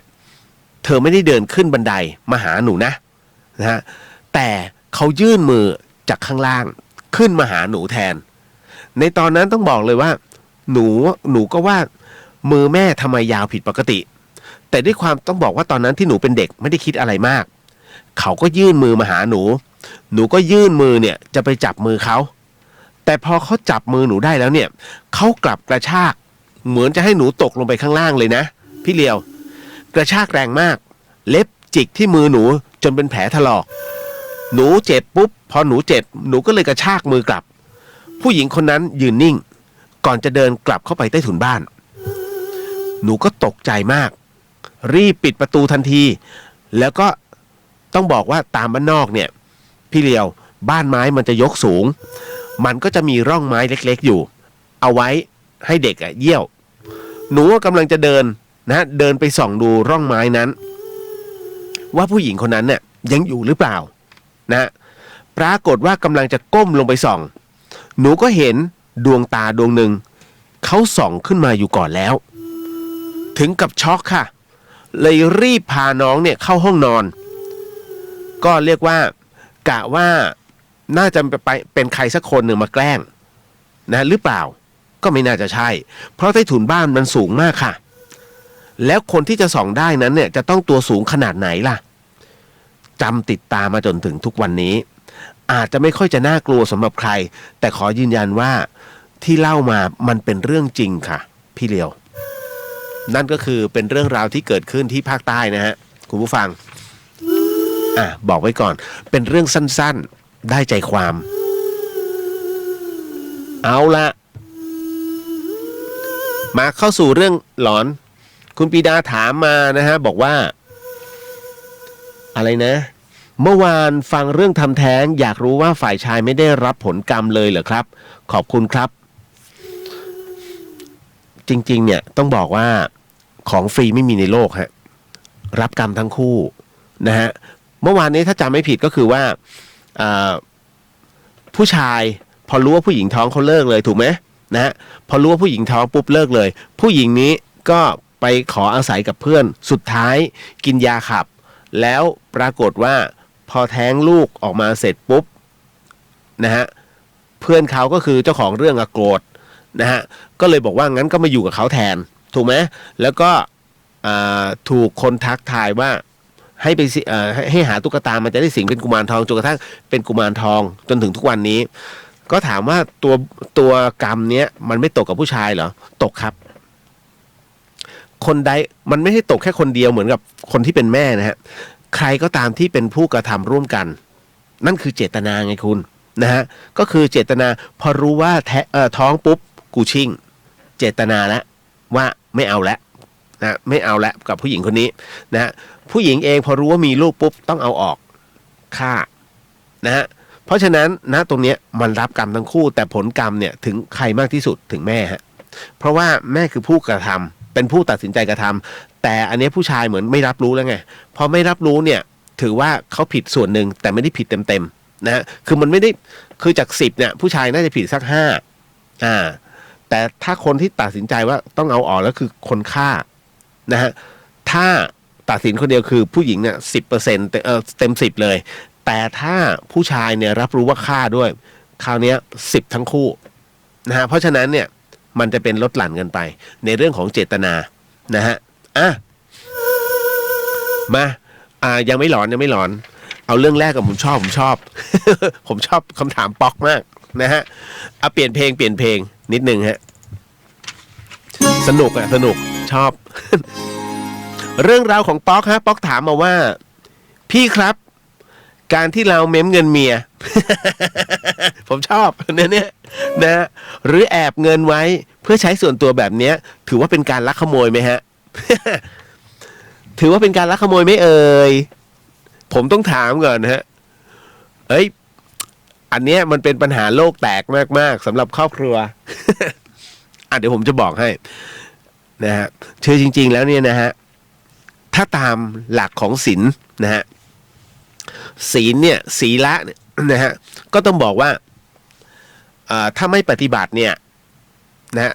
ขออภัยคำว่าศีลหรือว่าศีละเนี่ยถ้าปฏิบัติได้จะถือว่าเป็นเรื่องที่ดีนะฮะความผาสุกจะเกิดขึ้นกับทุกคนแต่พอมันไม่ปฏิบัติขึ้นมาอะไรข้อใดข้อหนึ่งเนี่ยมันก็จะเกิดความเสียหายกับชีวิต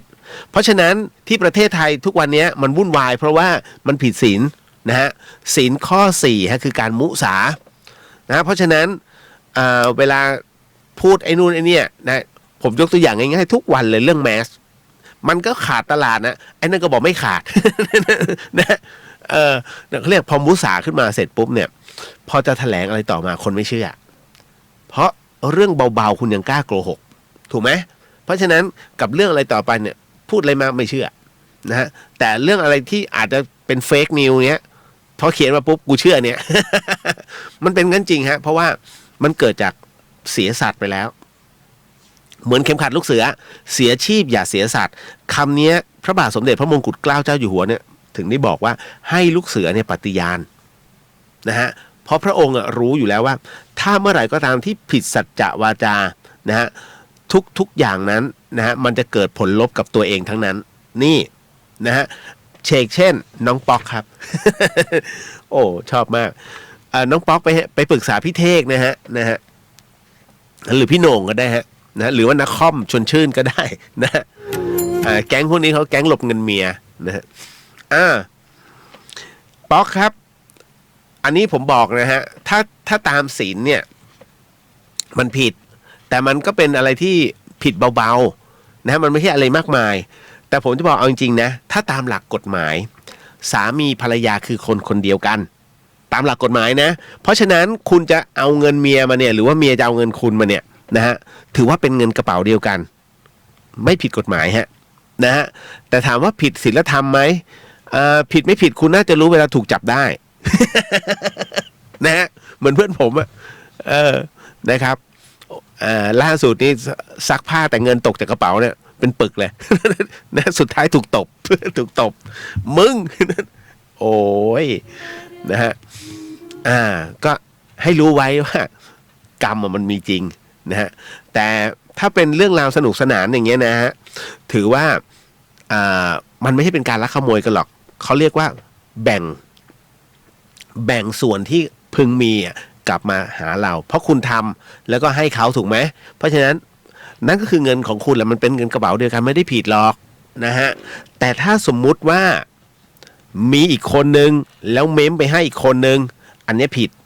อันนี้คือศีลอดินาข้อ2เลยลักทรัพย์นะครับแต่เป็นการลักทรัพย์ที่ถูกกฎหมายแต่ถ้าระบบของศีลผิดฮะ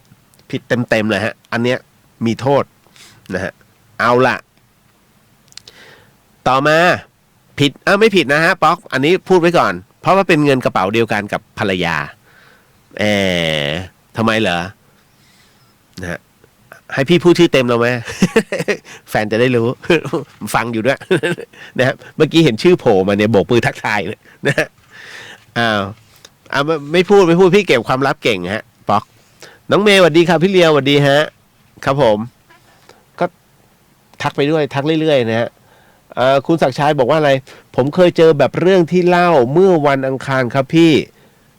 เมื่อเกือบ10 ปีที่แล้วเนี่ยเคยพักอยู่ที่หอแถวรัชดาซอย17นะฮะเครื่องโทรศัพท์เป็นระบบรวมครับใครโทรมาเจ้าของหอก็จะตะโกนเรียกให้ห้องนั้นมารับแต่มีอยู่ช่วงหนึ่งมีคนตายได้ยังไงฮะเดี๋ยวมีคนตายในหอก็เลยไม่ค่อยมีใครกล้าลงมาใต้หอในเวลากลางคืนครับนะฮะวันเวลาผ่านไปเป็นปีคนที่พักก็ลืมเรื่องนี้กันแล้วนะฮะแล้วน้องว่าไงนะกลับมาใช้ชีวิตตามปกติแล้วมันมีอยู่วันหนึ่งมีเสียงโทรศัพท์ดังขึ้นประมาณเที่ยงคืนคนที่พักที่หอนั้นต่างเปิดประตูกันออกมามองหน้ากันสาเหตุเพราะเครื่องโทรศัพท์นั้นไม่ได้เสียบสายสัญญาณแล้วมันดังขึ้นมาได้อย่างไรนะฮะเสียบปลั๊กไว้เปล่านะฮะใช่ไหมโทรศัพท์เขาต้องใช้ปลั๊กด้วยป่ะผมลืมแล้วนะฮะคือมันช็อตก็มีมั้ง มาต่อมาฮะเอาเรื่องราวของดนก่อนดนบอกว่าผมอยากถามว่าถ้าเราซื้อที่ดินวัดไว้จะผิดไหมครับพี่เลียวพอดีมีคนมาบอกขายที่แล้วก็บอกว่าพระท่านจะขายให้ผมก็ยังไม่ได้ตอบนะลังเลอยู่พอดีมีน้องเขาฟังรายการคุณเรียวนะฮะแล้วก็เขาลองให้ส่งข้อความถามคุณเลียวดูก่อนครับขอบคุณครับเดี๋ยวต้องบอกก่อนนะฮะว่าอันที่1นะจ๊ะพระท่านไม่มีสิทธิ์ค้าขายครับนะฮะพระท่านไม่มีสิทธิ์ค้าขายนะครับคุณสุภมิตรเตชะนาวีกุลสวัสดีครับพี่เลียวสวัสดีฮะคุณสุภมิตรฮะเดี๋ยวตอบดนก่อนนะฮะอันที่1นะจ๊ะดนฮะพระท่านไม่มีสิทธิ์ค้าขายผิดศีลฮะอันนี้ผิดเลยนะฮะอันที่2นะฮะ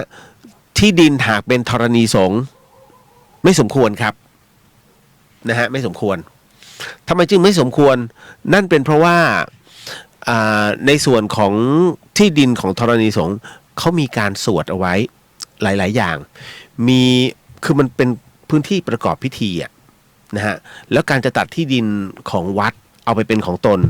ผมยังไม่เคยเห็นชีวิตใครมันเจริญนะฮะอย่าไปอย่างนั้นเลยและอีกอย่างนึงต้องดูว่าพระท่านขายจริงหรือเปล่าบางทีมันแกล้งปลอมโฉนดที่ดินของวัด แล้วเอาไปทำเป็นการคือเอามาขายเองอย่างเงี้ยมันก็มีประเภทพวกนี้นี่มันเป็นเปรตในคราบมนุษย์นะครับต้องดูก่อนนะแต่ไม่แนะนำฮะเยอะแยะที่ดินเยอะแยะตอนนี้ที่รอขายเนี่ยคุณเชื่อเหอะในระหว่างโควิดเนี่ยจะมีแต่ของดีๆที่นำออกมาขายเพราะประกอบอาชีพเลยไม่ได้จริงๆนะฮะสรุปให้แล้วนะครับอ้างพระหรือเปล่าส่วนใหญ่ไม่ค่อยมีอะฮะพระจะมาเอาที่ดินขายผิดพระท่านก็ผิดนะฮะสำนักพุทธเอาผิดได้เลยนะฮะนี่ละต่อมาอุ้มนะฮะพี่คะชอบมากน้องอุ้มพี่คะการที่เราหลงรักอาจารย์นี้ถือเป็นเรื่องผิดศีลธรรมไหมคะแม้ว่าเราจะมีแฟนอยู่แล้วอ้าวโถน้องอุ้มฮะน้องอุ้มไม่ต้องถามพี่เลียวฮะคำตอบน้องอุ้มมีอยู่ในตัวคำถามอยู่แล้วนะฮะแต่คราวนี้มันต้องดูว่ารักแบบไหนรักแบบ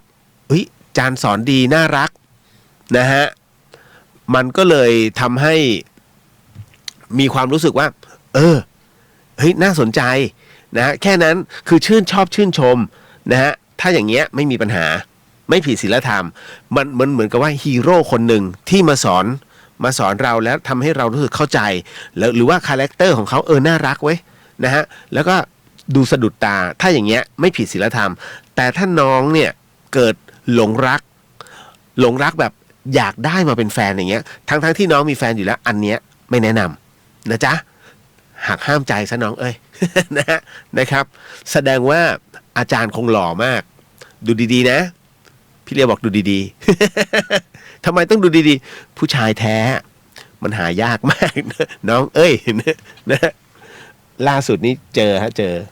นะอุ้ยหล่อมากเลยพี่คนเนี้ยนะหล่อเข้าไปใกล้ๆพอเข้าไปใกล้ๆปุ๊บตายแล้วเก้งกวางนี่ผมก็เลยบอกว่านี่ไง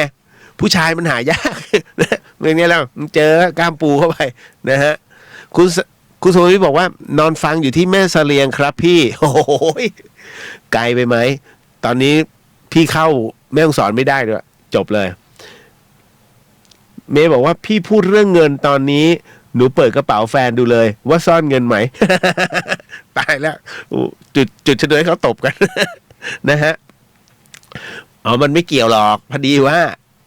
เจ้าป๊อกมันถามคือการเม้มเงินเมียเอาไว้เนี่ยหมายถึงว่าสมมุติว่าเคยให้สมมตินะเคยให้สัก1,000เงี้ยเอาเม้มไว้200นะแล้วบอกพอดีไอ้นู่นไอ้นี่ไอ้นั่นจริงๆไม่นะเม้มเอาไว้นะฮะน้องยุ้ยเดี๋ยวบอกก่อนนะฮะถ้าน้องรักฉันชู้สาวเนี่ยไม่แนะนำนะครับมันไม่ใช่เรื่องที่ดีเลย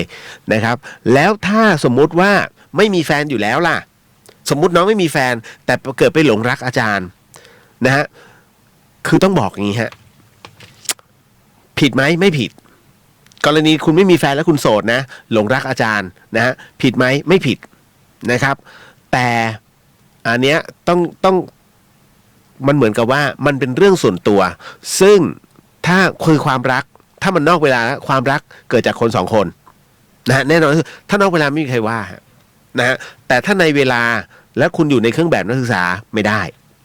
อันนี้บอกเลยฮะไม่ได้ฮะผิดทั้งศีลธรรมผิดทั้งศีลด้วยนะฮะมันมีข้อกำหนดบางอย่างที่เกิดขึ้นนะตรงนี้ทำไมถึงต้องบอกว่าผิดศีลพ่อแม่ฮะพ่อแม่ต้องอนุญาตก่อนจริงๆเพราะว่าถ้ารวมทิศทั้ง6นะฮะในเรื่องของผู้ที่มีบุญคุณ1ในนั้นจะมีอาจารย์อยู่ด้วยครูบาอาจารย์นะฮะจำไว้นะเอาละไม่สมควรนะจ๊ะต่อมาคุณเตื้องมาอันนี้นิดหนึ่งคุณณัฐพงศ์ใช่ไหมคุณณัฐพงศ์สวัสดีครับฟังทุกวันที่พี่จัดแล้วนอนหลับสบายเฮ้ยพี่อยากนอนหลับเหรอ นี่เลยเชียงใหม่มีน้อง สวนปรุงอันนี้พี่พูดสบายไม่มีอะไรมากเดี๋ยวก่อนเตื้องเดี๋ยวเรื่องราวของเตื้องเดี๋ยวผมคงต้องเปลี่ยนเพลงนิดหนึ่งนะฮะคุณผู้ฟังฮะทำไมถึงต้องเป็นเช่นนั้นเดี๋ยวฟังเรื่องของเตื้องกันก่อนแล้วกันนะฮะฮึบไป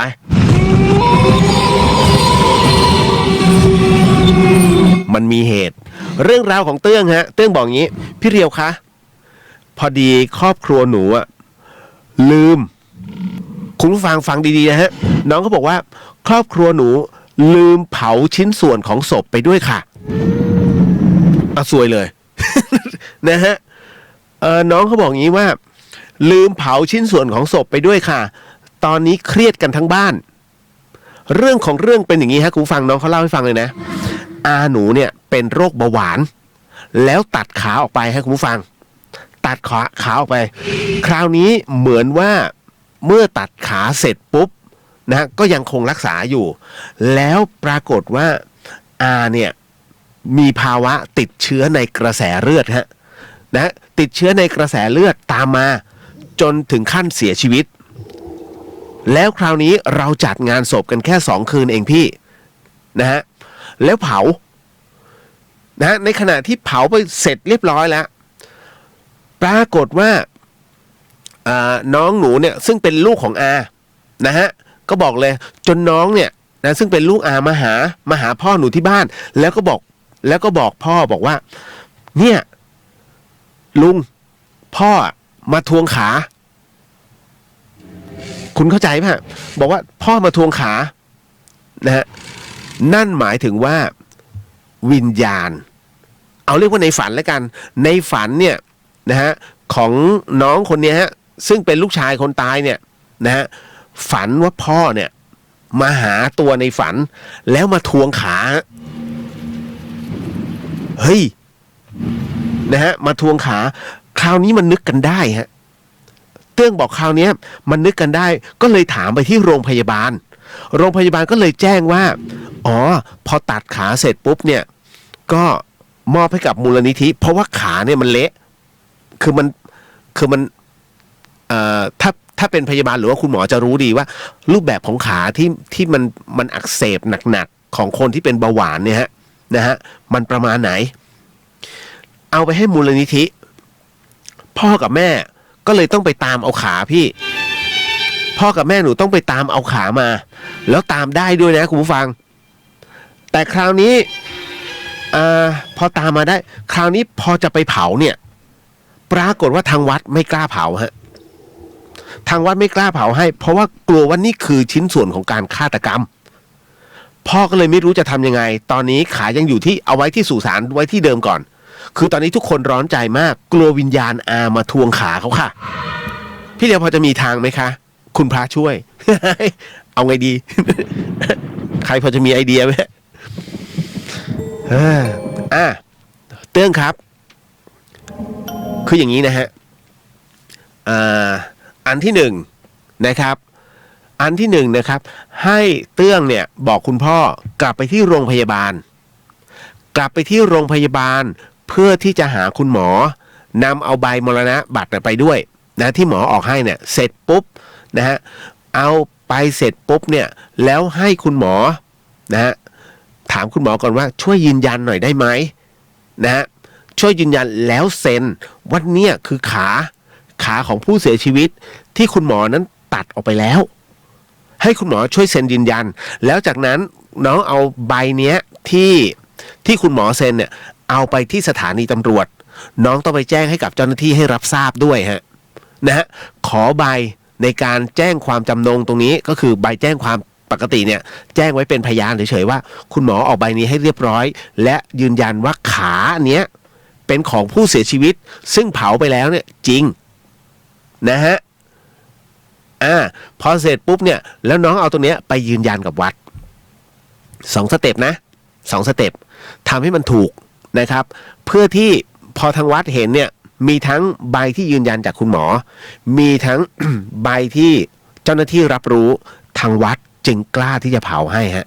เป็นผมก็ไม่กล้าอยู่ๆมาโมเมเฮ้ยไปฆ่าใครมาปะวะถูกต้องเพราะฉะนั้นอันนี้เป็นอุทาหรณ์เลยนะขอบคุณมากฮะเตื้องน้องๆฟังไว้นะฮะถ้าเมื่อไหร่ก็ตามที่คนญาติของเราอะนะฮะที่จะต้องเผา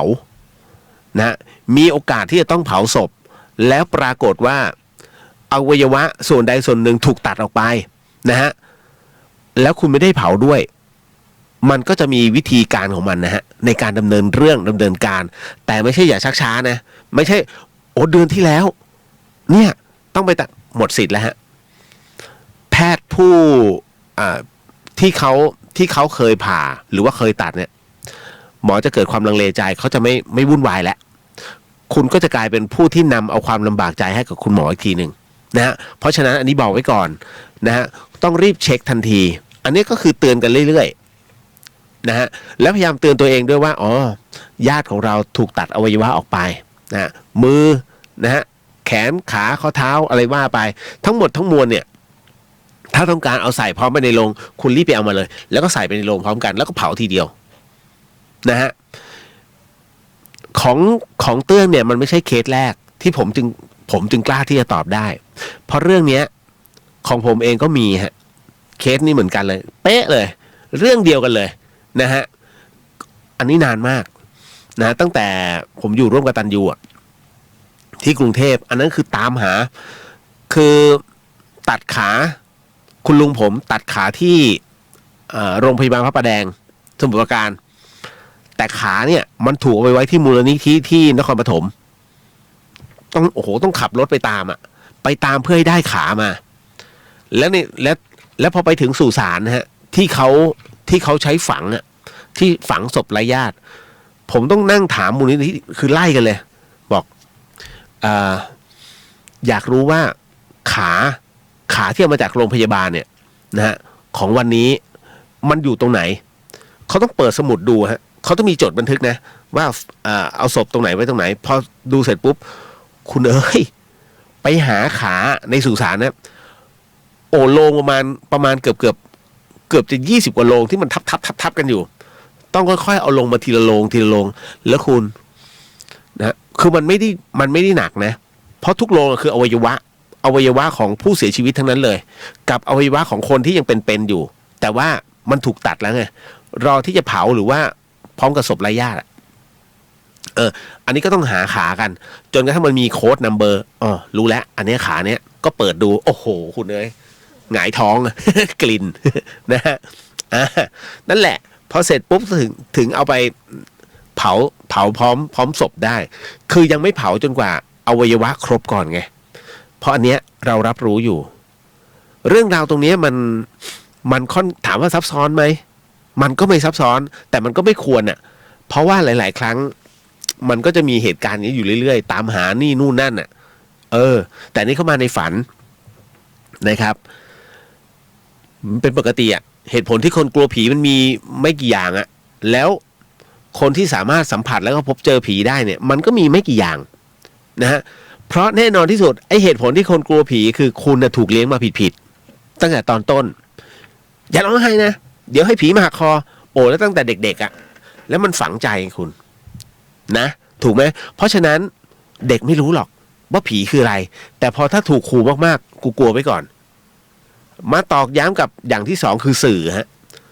สื่อเนี่ยเป็นตัวชี้นำมากผีต้องเป็นรูปร่างแบบนี้นะน่ากลัวแบบนี้ถามมีใครเคยตายบ้างนะฮะเพราะฉะนั้นผมถึงได้เปรียบไงที่ผมเคยตายแล้วฟื้นขึ้นมาก่อนผมถึงได้รู้ว่าโอเครูปแบบของวิญญาณมันมาเป็นแบบไหนกล้าที่จะพูดเต็มปากเต็มคำเพราะฉะนั้นเนี่ยพอถึงตรงนี้เสร็จปุ๊บ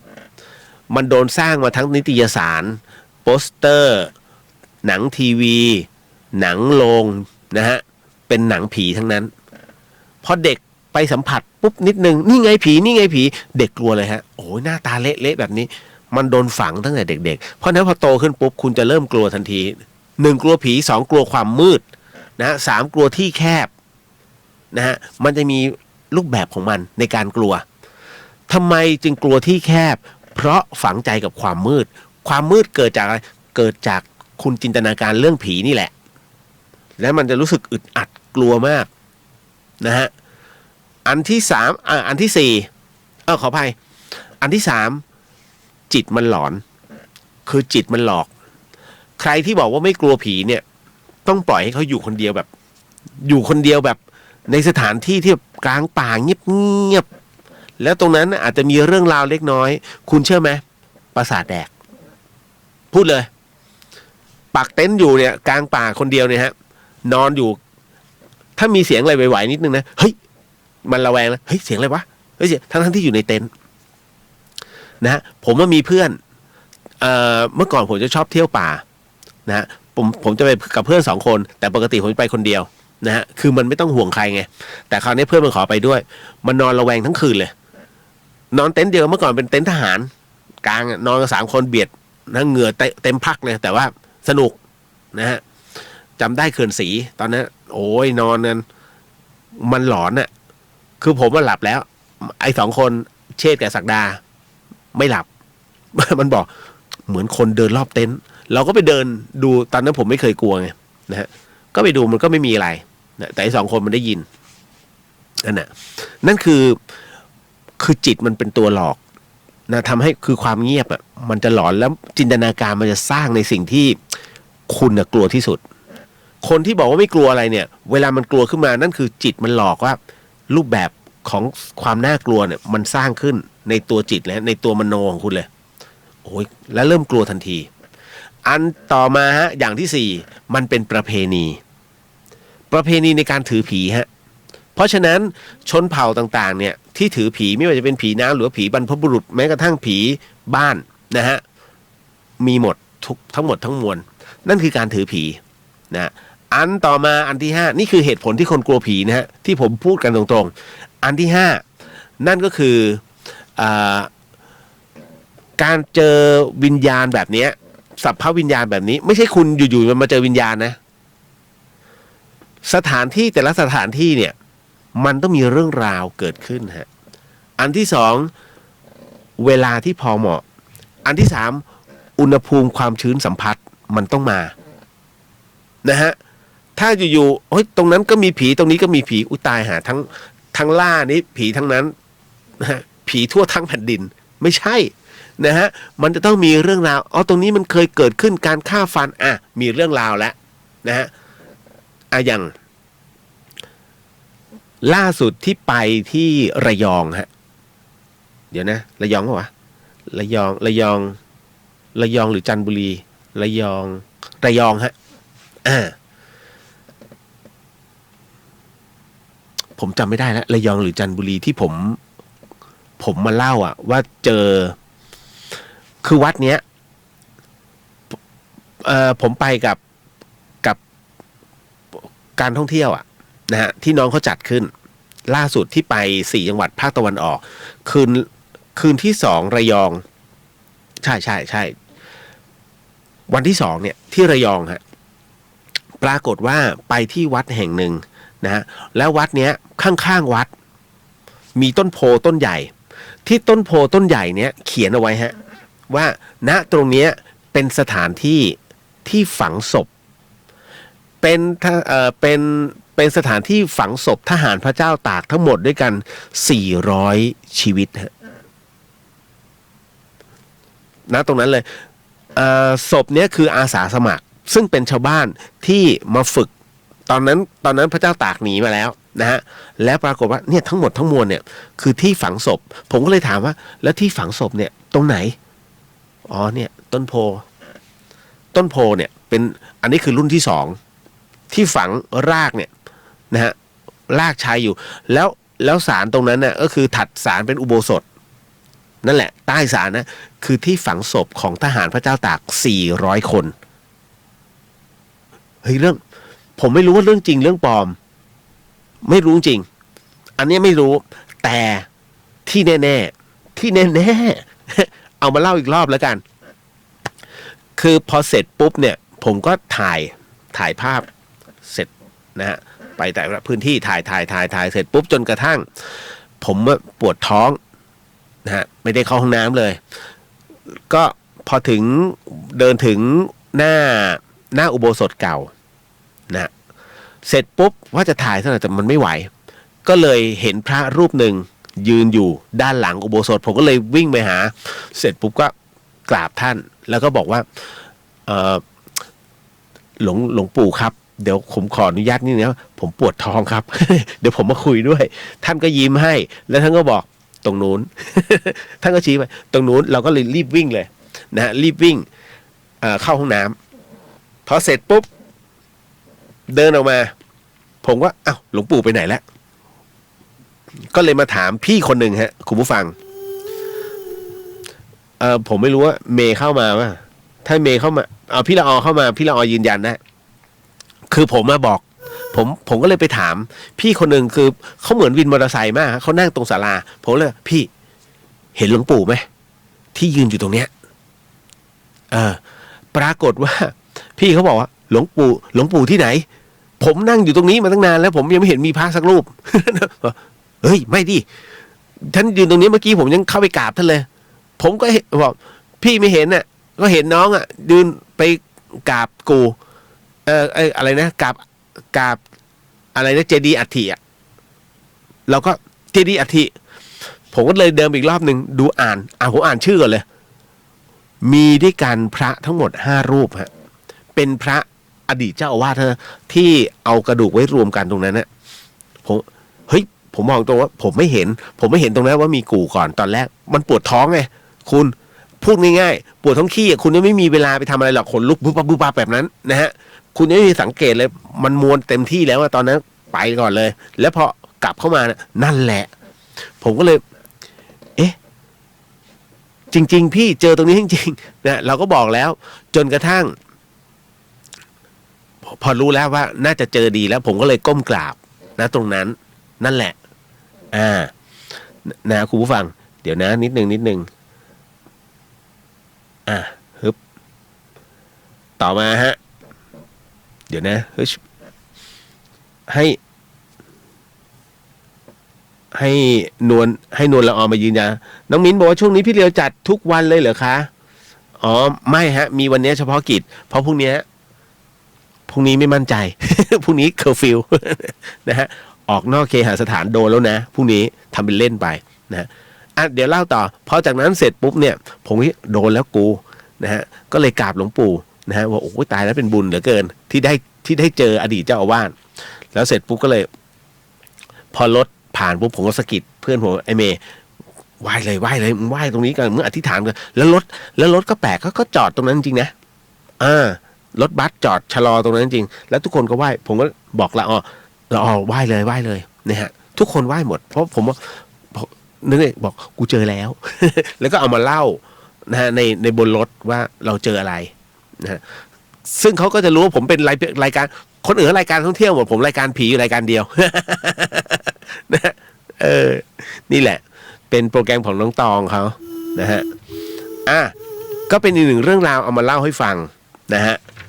หลายเรื่องนะเนี่ย นะครับต่อมา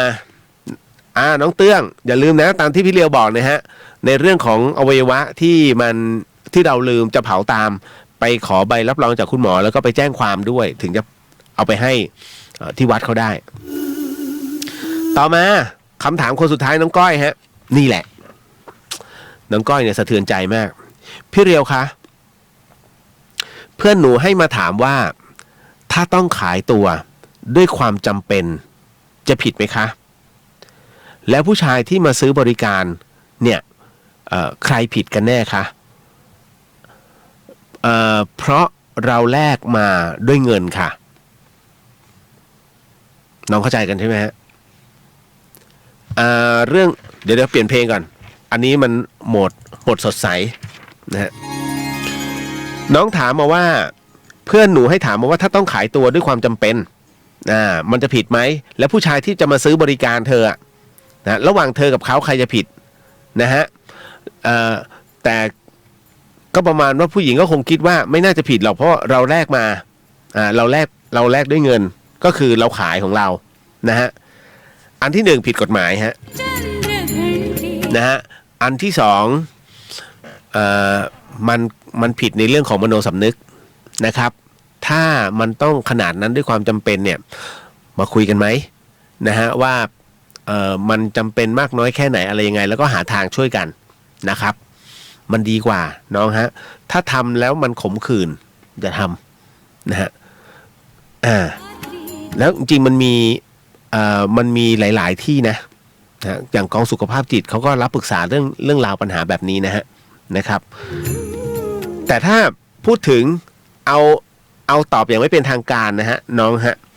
มันเป็นปัญหาโลกแตกมากที่หลายคนเคยเอามาถามในรายการต่างๆเนี่ยไม่ว่าถ้าผู้ชายมาซื้อบริการเนี่ยผู้ชายจะผิดศีลไหมจำได้ไหมมันมีนะฮะคล้ายๆแบบเนี้ยฮะอันที่หนึ่งที่น้องบอกนะฮะถ้าขายตัวด้วยความจำเป็นไม่มีความจำเป็นที่ต้องขายหรอกครับนะฮะเข้าใจนะฮะว่ามันอยู่ในภาวะแบบนี้แต่พี่เชื่อมั่นว่ามันมีทางออกจริงน้องคนอีกเป็นล้านคนมันประสบปัญหาแบบเดียวกันมันจะต้องมีทางออกฮะนะฮะแล้วถามว่าผิดไหมเอาจริงๆก็คือผิดนะครับแล้วผู้ชายมาซื้อบริการเนี่ยใครผิดผู้ชายก็ผิดเราก็ผิดนะฮะผิดเนี่ยข้อหาค้าประเวณีผู้ชายผิดไหมผิดฮะถ้าเขามีลูกมีเมียนะฮะแต่ว่าถ้าชอบพอกันรักกันด้วยความเสน่หาอันนี้คือความชอบพอกันนะด้วยความเสน่หาแต่ถ้ามีการเนี่ยจ่ายขึ้นมาน้องจะรู้กันอยู่แล้วว่ามันคือความรักหรือเปล่ามันคือความชอบพอหรือเปล่าหรือมันเป็นแค่เพียงการค้าขายนะฮะซึ่งพระองค์บอกอยู่แล้วฮะว่าในเรื่องของการค้ามนุษย์นะฮะเนี่ยไม่ควรทำนะฮะ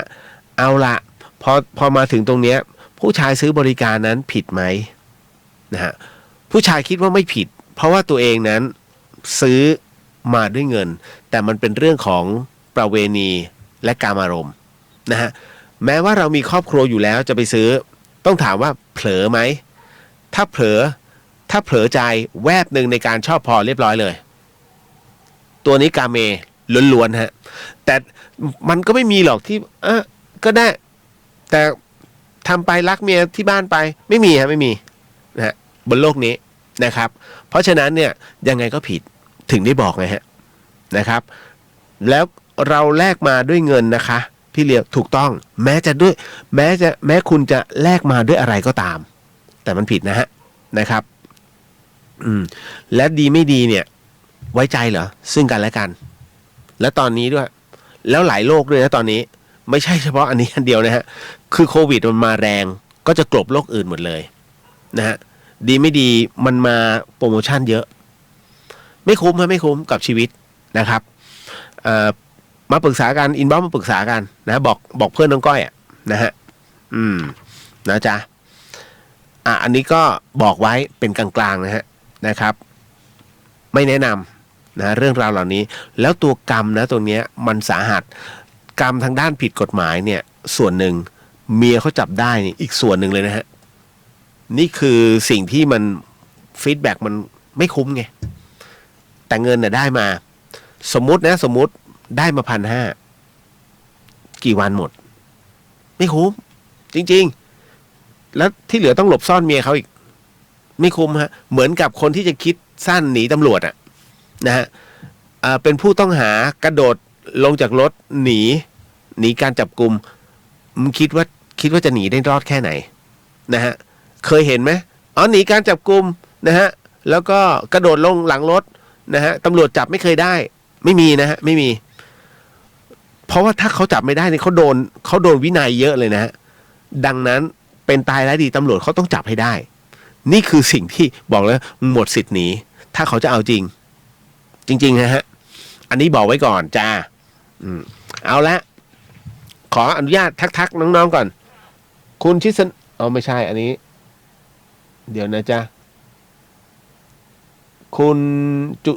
จุธามาศปูเหรอนะฮะฟังจนหลับทุกวันจริงดิไม่น่าเชื่อ นะฮะนะฮะมาถึงตรงนี้พี่ละออจำได้ไหมว่าวัดที่ผมเจอหลวงปู่ที่เจอวิญญาณหลวงปู่มาบอกชี้ทางไปห้องน้ำที่ระยองใช่ไหมที่ไปกับน้องตองชื่อวัดอะไรที่มีหลุมศพทหารพระเจ้าตาก400 คนจำได้ป่ะบอกมาในอันนี้ฮะอินบ็อกซ์หน่อยในเนี้ยในโทรศัพท์เนี่ยในเรียวเดเฮียเนี่ยฮะนะคือผมจำไม่ได้ไงแต่ที่มันทำให้เรารู้สึกผวาคือเฮ้ยหลุมศพทหารกล้าของพระเจ้าตาก400 คนนะคือไม่ได้ตายทั้งพร้อมๆกัน400 คนนะไม่ใช่นะคือโดนรอบฆ่านะฮะ เพราะว่าคนไทยที่ไปฝักใฝ่กับศัตรูและการอาริราชศัตรูนะเพื่อที่จะบอกเขาเรียกบอกที่มั่นของพระเจ้าตากคือเอาตัวรอดไงนี่แหละอารมณ์เดียวกันนะฮะแล้วมันรู้สึกหดหู่พอไปยืนอยู่ตรงนั้นเนี่ยนั่นนะฮะเอาละคุณไพบูลย์สวัสดีครับสวัสดีฮะเฮ้ยเหนื่อยตอบคำถามน้องวันนี้เยอะนะมาเข้าสู่เรื่องร้อนดีกว่าคุณผู้ฟังครับ โอ้หลายเรื่องนะฮะก็ไม่แน่ใจว่าพรุ่งนี้จะยังไงอยู่ยาวได้มากน้อยแค่ไหนเพราะเคอร์ฟิวไงแต่ถามว่ามันผิดไหมถ้าเดินขึ้นมาจากหมู่บ้านขึ้นมาบนวัดเนี่ยผมก็ไม่น่าจะผิดอ่ะผมไม่ได้ไปไหนอ่ะนะฮะคำว่านอกเคหสถานแค่คุณก้าวขาออกมานอกเขตบ้านเนี่ยผิดแล้วนะ ถ้าไม่มีเหตุจำเป็นแล้วถ้าสื่อมวลชนอย่างเงี้ยต้องมีบัตรพกพาแต่ไม่เป็นไรผมมีบัตรสื่ออยู่แล้วไงนะฮะเพราะฉะนั้น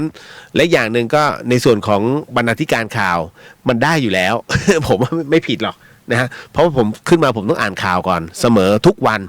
นี่แหละเพียงแต่ว่าต้องดูว่าคำสั่งคสช.จะเป็นไงต่อไปเพราะผมก็รายงานในเรื่องของผู้ติดเชื้อโควิดด้วยแล้วก็แน่นอนที่สุดนะฮะระมัดระวังนะครับเพราะตอนนี้พรก.ออกมาเข้าคุกเลยนะฮะเด็กอายุ15ก็เข้าคุกนะจ๊ะนะอย่างที่ผมบอกผมเตือนน้องๆไว้ก่อนนะฮะไอ้ที่ซ่าเนี่ยโอ้ยกูอย่างนั้นมึงอย่างนี้เข้าไปอ่ะน้องก็จะเรียกว่าหนูค่ะหนูค่ะจำเอาไว้ทำไมต้องเรียกหนูพี่เฮ้ยไม่ใช่ผมไม่มีทางเห็นมันทุกรายอ่ะเพราะน้องอ่ะยังไม่ถึงเกณฑ์เขาเรียกเนื้ออ่อน น้องเข้าใจใช่ไหมเนื้ออ่อนอุ้ยสบู่ตก แค่นั้นเลยพี่พูดคำว่าสบู่ตกแค่นั้นน้องเข้าใจนะฮะครับ ตามนั้นฮะอย่าได้เข้าไปในคุกนะจ๊ะระมัดระวังดังนั้นถ้ากลัวเรื่องนี้อย่าท้าทายกับพรก.แล้วก็ที่สำคัญก็คือว่ามันเป็นช่วงของโรคติดต่อต้องระมัดระวังรักษาตัวดีๆฮะคุณผู้ฟังเอาละมาเข้าสู่เรื่องราวหลอนๆประจำค่ำคืนนี้กับ The Hien ทาง FM 104.50 MHz จังหวัดเชียงใหม่ครับคุณผู้ฟังครับ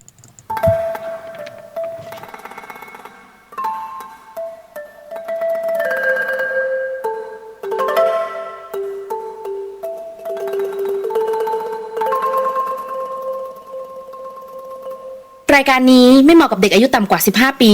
และตุ๊กแต๋วที่แฝงตัวมาหากินในพระศาสนาผู้ปกครองหรือพระผู้ใหญ่ควรพิจารณาในการรับฟัง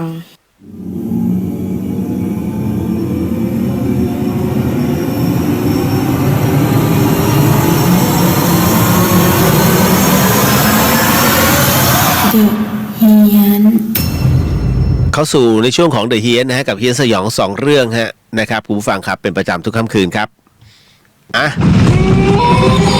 สนับสนุนโดยนาอีเซรั่มแชมพูที่ลดอาการดุดร่วงของเส้นผมฮะเดี๋ยวผมจะขอ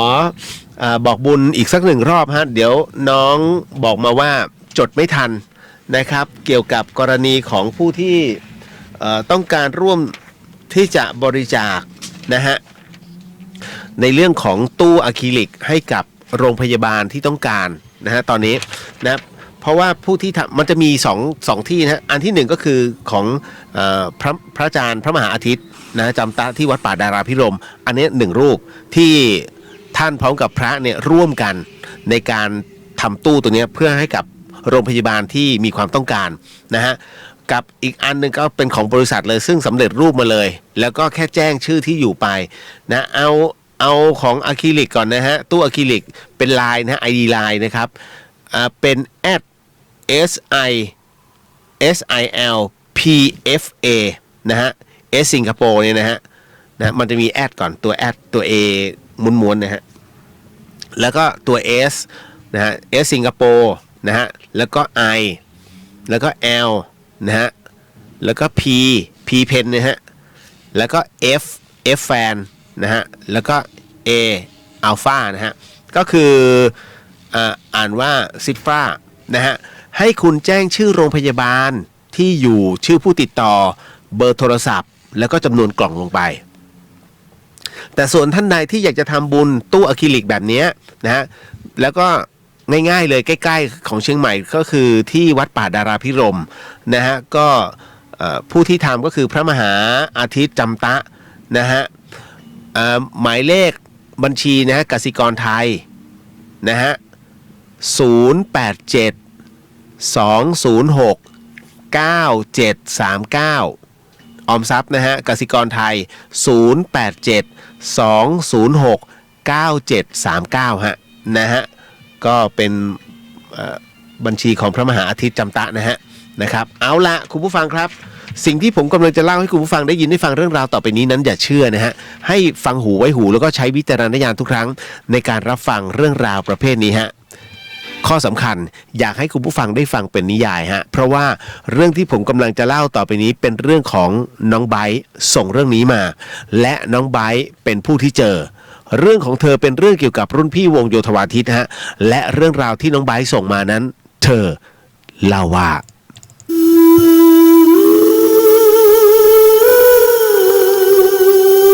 น้องไบร์ทบอกว่าส่วนตัวหนูเนี่ยพี่เลียวหนูเป็นคนที่ไม่เชื่อเรื่องผีนะฮะหรือว่าถ้าเชื่อก็แค่50-50ค่ะนะฮะเพราะยังไม่เคยเจอและก็ไม่ได้คิดจะลบหลู่ถ้าย้อนหลังกลับไปต้องบอกว่าคืนของวันที่4 ธันวาคมนะฮะในปีที่แล้วเนี่ยต้องบอกว่าหนูไปเป็นนางรำประจำโรงเรียนแห่งหนึ่งในจังหวัดขอนแก่นค่ะทุกงานกิจกรรมน้องไบร์ทก็จะได้รำถวายพระพรนะหรือว่ารำเปิดงานเสมอและครั้งนี้ไบร์ทก็ได้ไปรำเปิดงานวันพ่อในคืนก่อนงานรำทุกครั้งไปเนี่ยไบร์ทกับพวกพี่ๆก็จะรำด้วยก็จะไปนอนบ้านอาจารย์ค่ะพี่เลียวแต่วันนั้นเนี่ยอาจารย์ท่านไม่อยู่บ้านก็เลยนัดให้ไบร์ทกับพวกพี่ๆเนี่ยมานอนที่โรงเรียนแทนค่ะและห้องที่ใช้นอนนั้นนะก็คือห้องสังคมศึกษาซึ่งอยู่ชั้นบนนะอยู่ชั้นบนของคือชั้นบนของห้องสังคมเนี่ยจะเป็นห้องดนตรีของพวกวงโยธวาทิตค่ะคืนนั้นเนี่ยประมาณ20:00 นไบร์ทกับพวกพี่ๆที่รำด้วยกันเนี่ย3 คนก็ขนของเข้ามาในห้องสังคมและจากนั้นก็จัดที่นอนกันต่างคนต่างจัดเลยค่ะไบร์ทไม่ค่อยจะสนิทกับพวกพี่ๆก็เลยแยกตัวมานอนไกลนิดนึงเพื่อความเป็นส่วนตัวแล้วก็อยากเล่นโทรศัพท์เงียบๆด้วยพอหนูจัดที่นอนเสร็จปุ๊บพวกรุ่นพี่นะฮะพวกรุ่นพี่3 คนก็พากันออกไปซื้อของนะก็ของนั้นคือของที่จะใช้แต่งหน้าในงานวันพรุ่งนี้ทีนี้ก็เหลือไบร์ทเนี่ยนอนอยู่ในห้องคนเดียวค่ะพี่เลียวไบร์ทก็นอนเล่นโทรศัพท์ไปเรื่อยแล้วไฟในห้องเนี่ยก็ปิดมืดหมดมีแค่แสงไฟจากหน้าห้องเล็กน้อยกับจอโทรศัพท์ไบร์ทเท่านั้นเองค่ะไบร์ทนอนเล่น Facebook นะฮะก็เล่นไปไม่ได้คิดอะไรนะฮะสักพักหนึ่งก็มีเสียงเป็นแซกโซโฟนดังขึ้นเสียงมาจากห้องซ้อมดนตรีชั้นบนมันเป็นการเป่าเพลงสรรเสริญพระบารมีค่ะตอนนั้นต้องบอกก่อนไบร์ทก็ไม่ได้คิดอะไรนะพี่ก็คิดว่าพวกวงโยเนี่ยคงมาเป่าซ้อมกันเพราะวงโยก็มานอนค้างที่โรงเรียนเหมือนกันค่ะสักพักหนึ่งปรากฏว่าเสียงแซกโซโฟนนั้นหยุดไปตอนนั้นเสียงในห้องเงียบมากๆเงียบจนหูเนี่ยมันวิ่งเลยค่ะคงเพราะไม่ได้เปิดประตูหน้าต่างนั่นเองไบร์ทไม่ได้สนใจอะไรก็ยังเล่นโทรศัพท์ต่อนะพี่อยู่ๆไบร์ทก็รู้สึกว่ามันมีเสียงหายใจดังขึ้นมาอยู่ใกล้ๆเป็นเสียงหายใจที่เรียกว่าหายใจเข้าลึกๆแล้วก็หายใจออกเนี่ยมันดังฟืดตอนแรกก็คิดว่าเป็นเสียงลมแต่มันก็ไม่น่าจะใช่ไบร์ทเองเนี่ยก็พยายามตั้งสติพอตั้งสติได้เนี่ยมันเป็นเสียงอะไรด้วยความเงียบของห้องทำให้ไบร์ทได้ยินชัดขนาดที่ว่าเสียงหายใจนั้นมันเคลื่อนไหวนะมันเคลื่อนที่แบบไปมาได้ค่ะพี่เลียวเคลื่อนเดินไปรอบห้องและค่อยๆดังใกล้เข้ามาเรื่อยๆจนคราวนี้ชัดเลยค่ะเสียงหายใจนั้นมันดังอยู่ข้างๆหูไบร์ทเลยตอนนั้นต้องบอกเลยว่าหัวใจไบร์ทเนี่ยวูบเลยทันทีตัวแข็งทื่อไปหมดไม่กล้าลุกเลยค่ะพี่เลียวไบร์ทกำโทรศัพท์ตัวเองแน่นก่อนจะรีบชันตัวลุกขึ้น แล้วก็วิ่งออกจากห้องสังคมทันทีค่ะตั้งใจจะขึ้นไปตะโกนเรียกรุ่นพี่วงโยนะฮะบนห้องดนตรีชั้นบนแต่พอถึงนะพอขึ้นไปถึงก็ขนลุกเลยพี่เลียวเพราะห้องวงโยปิดล็อกประตูค่ะปิดไฟมืดสนิทไบค์วิ่งลงกลับมาผ่านห้องสังคมสายตาก็เผลอเหลือบไปมองผ่านประตูเข้าไปมันเป็นประตูกระจกนะพี่ไบค์มองเข้าไปเห็นผู้หญิงผมยาวประบ่านั่งท่าเทพธิดาอยู่ข้างๆตรงที่ไบค์นอนหัวใจนั้นแทบจะปิดเลยฮะนะฮะขาอ่อนไปหมดถึงกับหน้าจะมืดเลยแต่ก็ดูออกว่านั่นไม่ใช่คนหรือว่ารุ่นพี่แน่ๆไบค์ร้องไห้แล้วก็รีบไปที่หอประชุมทันทีพอเข้ามาที่หอประชุมก็เห็นพวกพี่ผู้ชายวงโยนั้นกำลังจัดสถานที่กันอยู่ไบค์วิ่งเข้าไปหารุ่นพี่ที่สนิทพร้อมกับน้ำตาไหลอาบแก้มเลยรุ่นพี่คนนั้นก็เลยถามว่าเป็นอะไรไบค์ก็เลยเล่าเรื่องทั้งหมดให้ฟังทั้งเรื่องเสียงแซกโซโฟนแล้วก็เรื่องผีผู้หญิงพอเล่าจบปุ๊บรุ่นพี่หน้าซีดเลยค่ะแล้วก็ตบหัวไบค์เบาๆเพื่อปลอบใจกลบเกลื่อนก่อนจะเล่าว่าไม่มีใครอยู่บนห้องดนตรีเลยตั้งแต่เย็นพวกพี่ทุกคนก็อยู่หอประชุมกันหมดหรืออาจจะเป็นจริงนะฮะหรือน่าจะเป็นจริงใจหรือเปล่านะฮะเป็นจริงใจเพื่อนพี่ก็ได้เธออยู่วงโยนะฮะแล้วก็เป็นคนเป่าแซกโซโฟนแต่ว่าลาออกจากโรงเรียนไปนานแล้วนะเพราะมีเรื่องตบตีกับผู้หญิงห้องอื่นและท้ายสุดเธอก็ถูกรถชนตายเมื่อเกือบครึ่งปีที่แล้วพอได้ฟังอย่างนั้นอึ้งเลยพี่เลียวผู้หญิงที่ชื่อว่าจริงใจเนี่ยไบก็เคยเห็นหน้าพี่เขาอยู่นะเพราะเขาร้องเพลงเก่งแล้วก็กล้าแสดงออกเคยเห็นไปประกวดร้องเพลงหลายเวทีแต่ก็เพิ่งมารู้ว่าพี่เขาเสียไปแล้วก็วันนั้นนั่นแหละจากนั้นพอพวกพี่ๆนางรำกลับมาไบก็ขอตัวกลับไปนอนที่บ้านเลยค่ะอยู่ไม่ไหวแล้วจริงๆแล้วก็ไม่ได้เล่าเรื่องอะไรต่างๆให้พี่ๆเขาฟังนะ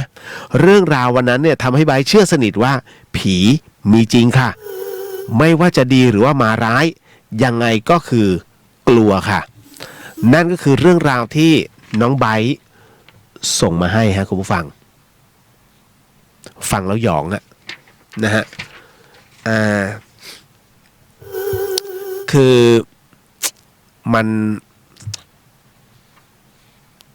คือพอเรารู้นะฮะว่าตอนที่ผมตายความรู้สึกมันประมาณไหนอะไรยังไงครูฟังเชื่อไหมผมก็มานั่งพิจารณานะสำหรับผู้ที่เสียชีวิตกับโควิดเนี่ยแน่นอนทั้งหมดทั้งมวลที่ตายทั่วโลกตอนที่เขาตายแล้ววิญญาณเขาออกจากร่างเขาก็จะเหมือนผมอยากกลับเข้าร่างอยากกลับคือเขาเห็นแล้วนะว่าตัวเองตายแต่อยากกลับเข้าไปเพราะไม่รู้ว่าถ้าอยู่อย่างนี้แบบไม่มีร่างแล้วมันจะยังไงต่อซึ่งผมถือว่าโชคดีมากที่มันตายแล้วฟื้นขึ้นมาแต่บังเอิญว่ามันไม่เหมือนกับชาวบ้านเขาไงที่เขาตายแล้วเขาตายเลยนั่นแหละฮะเพราะฉะนั้นเนี่ยผมจึงรู้ว่าตอนที่เรารู้สึกว่าตัวเราเบานะตัวแล้วเรารู้สึกว่าตัวจิตเนี่ยฮะตัวมโนสำนึกของเราเนี่ยมันพุ่งไปที่โฟกัสอันเดียวคือร่างที่นอนอยู่ตรงนั้นเนี่ยอยากจะกลับเข้าไปนะฮะแต่มันยังไม่ถึงเวลามันทำให้ผมรู้ทันทีว่าการกลับเข้ามาแต่ละครั้งนะของหนึ่งชีวิตต้องรอจังหวะเวลาฮะแน่นอนเพราะไม่งั้นผมจะกลับมาได้ยังไงเพราะเราก็ยังเห็นตัวเองนอนอยู่เงี้ยแต่อยู่ๆปุ๊บเฮ้ยลืมตาขึ้นมาเอ้าตายห่ามันมาอยู่ในร่างแล้วได้แล้วทั้งที่ตอนที่คิดจะกลับเข้าร่างแต่มันยังกลับเข้าไม่ได้ไงนั่นคือการรอจังหวะเวลา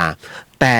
บังเอิญว่าผู้ที่สูญเสียนะก็คือเสียร่างตัวเองไปเนี่ยเขาก็ต้องรอจังหวะเวลานะคุณแต่บังเอิญว่าเขาไม่ได้จังหวะในการกลับเข้ามาสุดท้ายร่างจึงโดนเผาทำไมจึงโดนเผาเพราะว่าร่างกายเขาใช้ไม่ได้แล้วไงเครื่องในพังไงคุณโควิดมันกินยันสมองกินปอดนะฮะไปถึงสมองทันทีปอดหัวใจสมอง3 อย่างนะฮะดังนั้นถือว่าผมโชคดีมากได้มีส่วนมาเล่าแค่เสี้ยวหนึ่งให้คุณผู้ฟังได้รับฟังกันนะฮะความดีเนี่ยทำไว้เหอะไม่เสียหลายนะฮะอย่างน้อยคุณก็ยิ้มนะฮะคุณเคยผมถึงได้ถามว่าเคยยิ้มกับความดีไหมช่วยคุณยายคนนึงเนี่ยยกของจนถึงที่หมายจบปุ๊บคุณยายขอบใจ คำเดียวคุณยิ้มทั้งวันฮะเพราะนั่นคือความดีนั่นคือสวรรค์ที่มาเติมเต็มคือบุญทันใจฮะที่มันมาเจอตรงนั้นฮะบอกไว้ก่อนนะเอาต่อมาเรื่องราวต่อมาเป็นเรื่องราวของน้องเฟย์ฮะผมไปยาวเลยเพราะเดี๋ยวไม่ทัน เอาละเข้าสู่เรื่องราวหลอนๆในเดอะเฮียนกับเฮียนสยอง2เรื่องในค่ำคืนนี้ต่อเนื่องครับ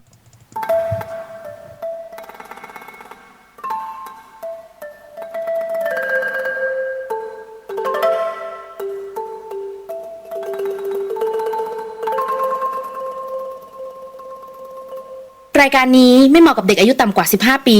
และตุ๊กแต๋วที่แฝงตัวมาหากินในพระศาสนาผู้ปกครองหรือพระผู้ใหญ่ควรพิจารณาในการรับฟัง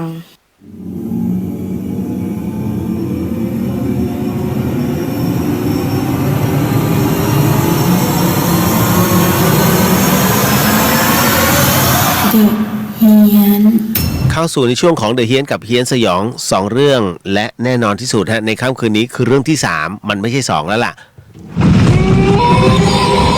สนับสนุนโดยนาอีเซรั่มแชมพูฮะแชมพูที่ลดอาการหลุดร่วงของเส้นผมฮะและเรื่องสุดท้ายประจำค่ำคืนนี้ส่งมาโดยน้องเฟย์เป็นเรื่องที่บอกว่าเมื่อเจอกับเขาฮะและเรื่องราวที่น้องเฟย์ส่งมาให้ผมนั้นเธอเล่าว่า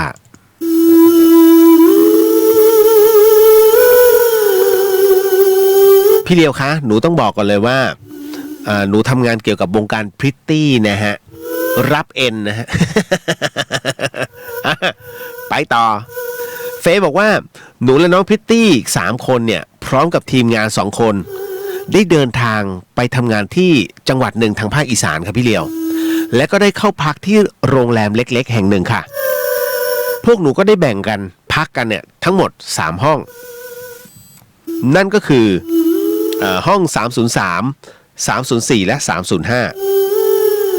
หนูกับน้องๆอีก3คนเนี่ยก็อยู่ที่ห้อง303กับ304ส่วนพี่ๆทีมงานนั้นอยู่305ซึ่งก็จะมีที่เนี่ยจะมีทั้งหมด4ชั้น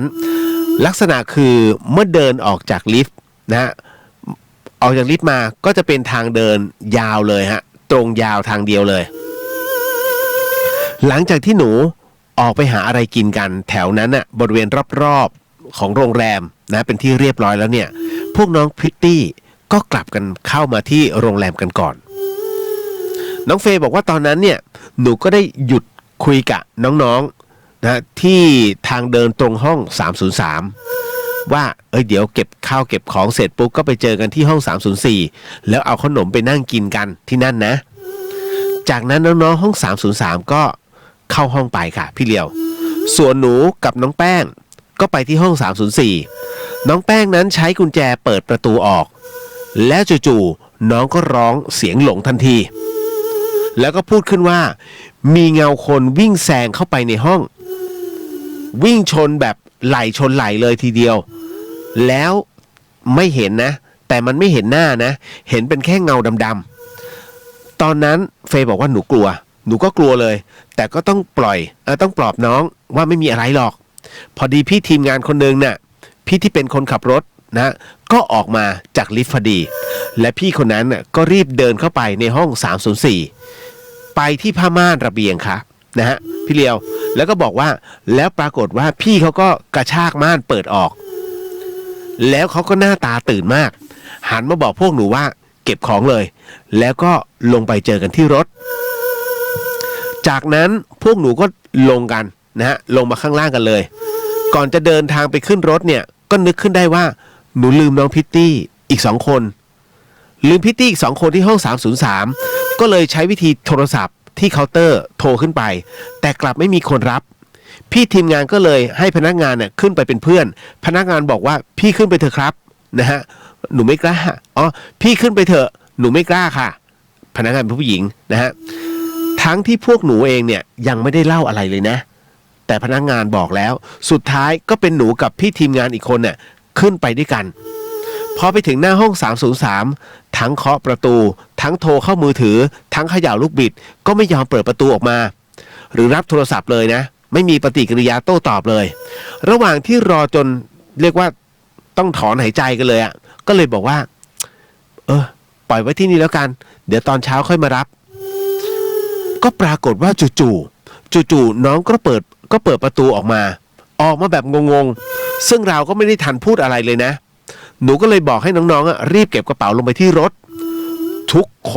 พอทุกคนเนี่ยบอกงี้ฮะว่าพอทุกคนลงมาถึงที่รถเนี่ยก็รีบขึ้นรถแล้วก็ขับรถออกจากโรงแรมทันทีนั่งรถตู้นะคุณผู้ฟังระหว่างที่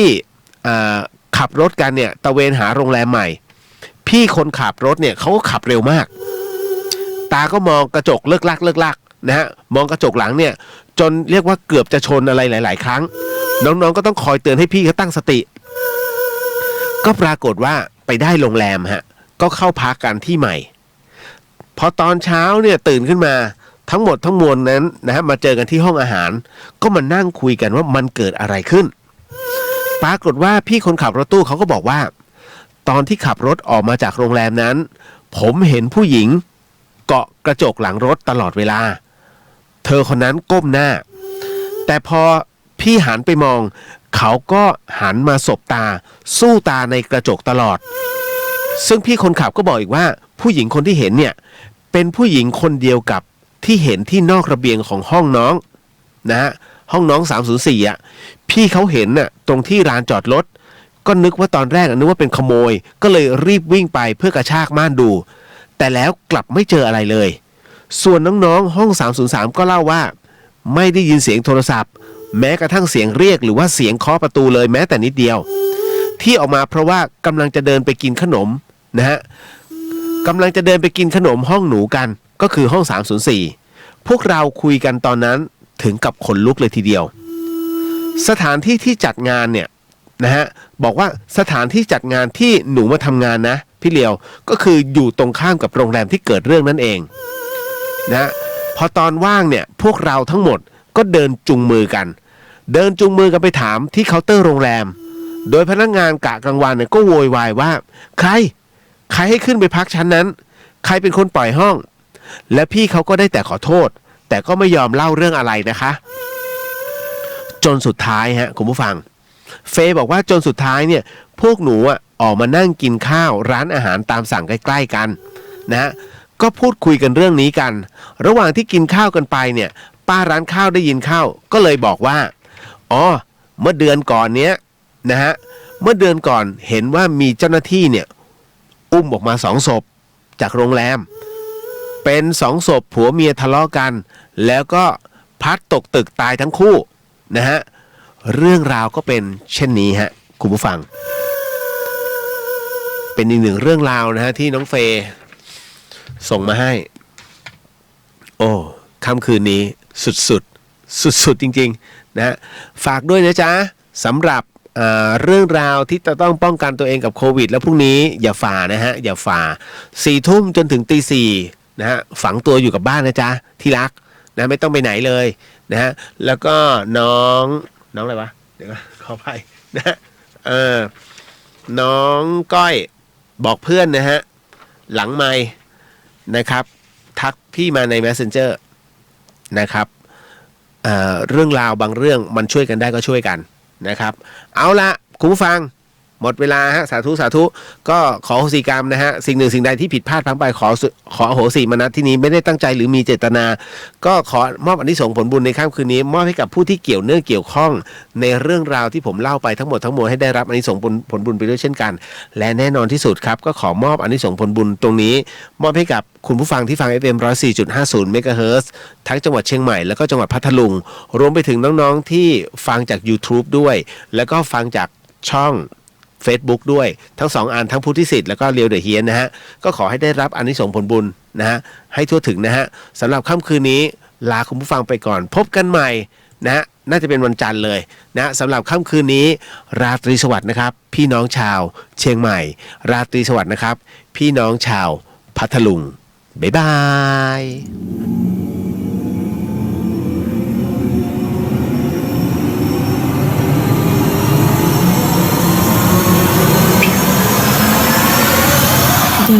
เฮียน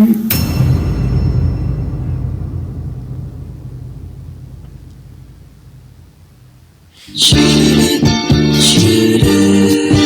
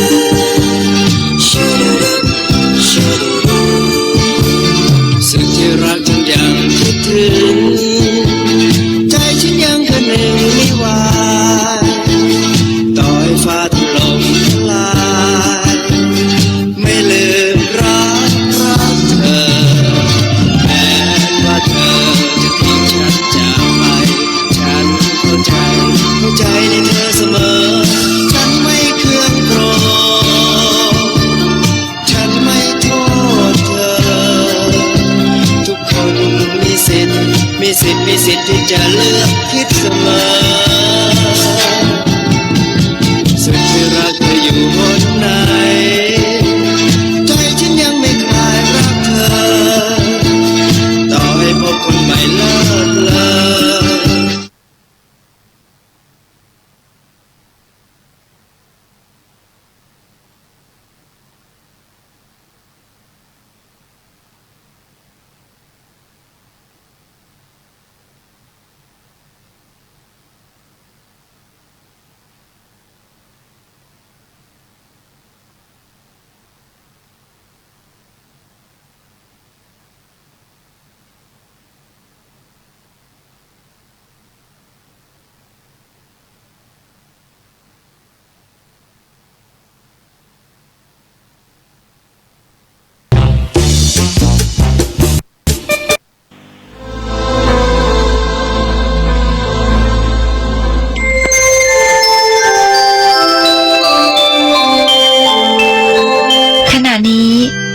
กำลังฟังสถานีวิทยุกระจายเสียงพระพุทธศาสนา FM 104.5 เมกะเฮิรตซ์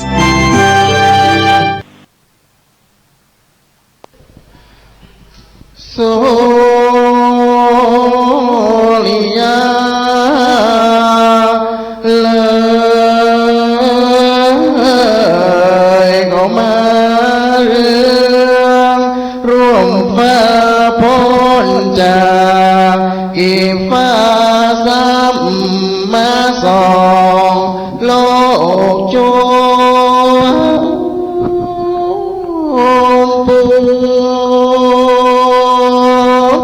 เต้าก็มาปองทาลัดพยาสะปัญโยมาหลายชาติได้แต่งไว้แล้วหลายหลากปากกันยังสตามหาตานมีมวลมากแล้วบางเมื่อเต้าขี่รถแก้วออกเวียงฟ้า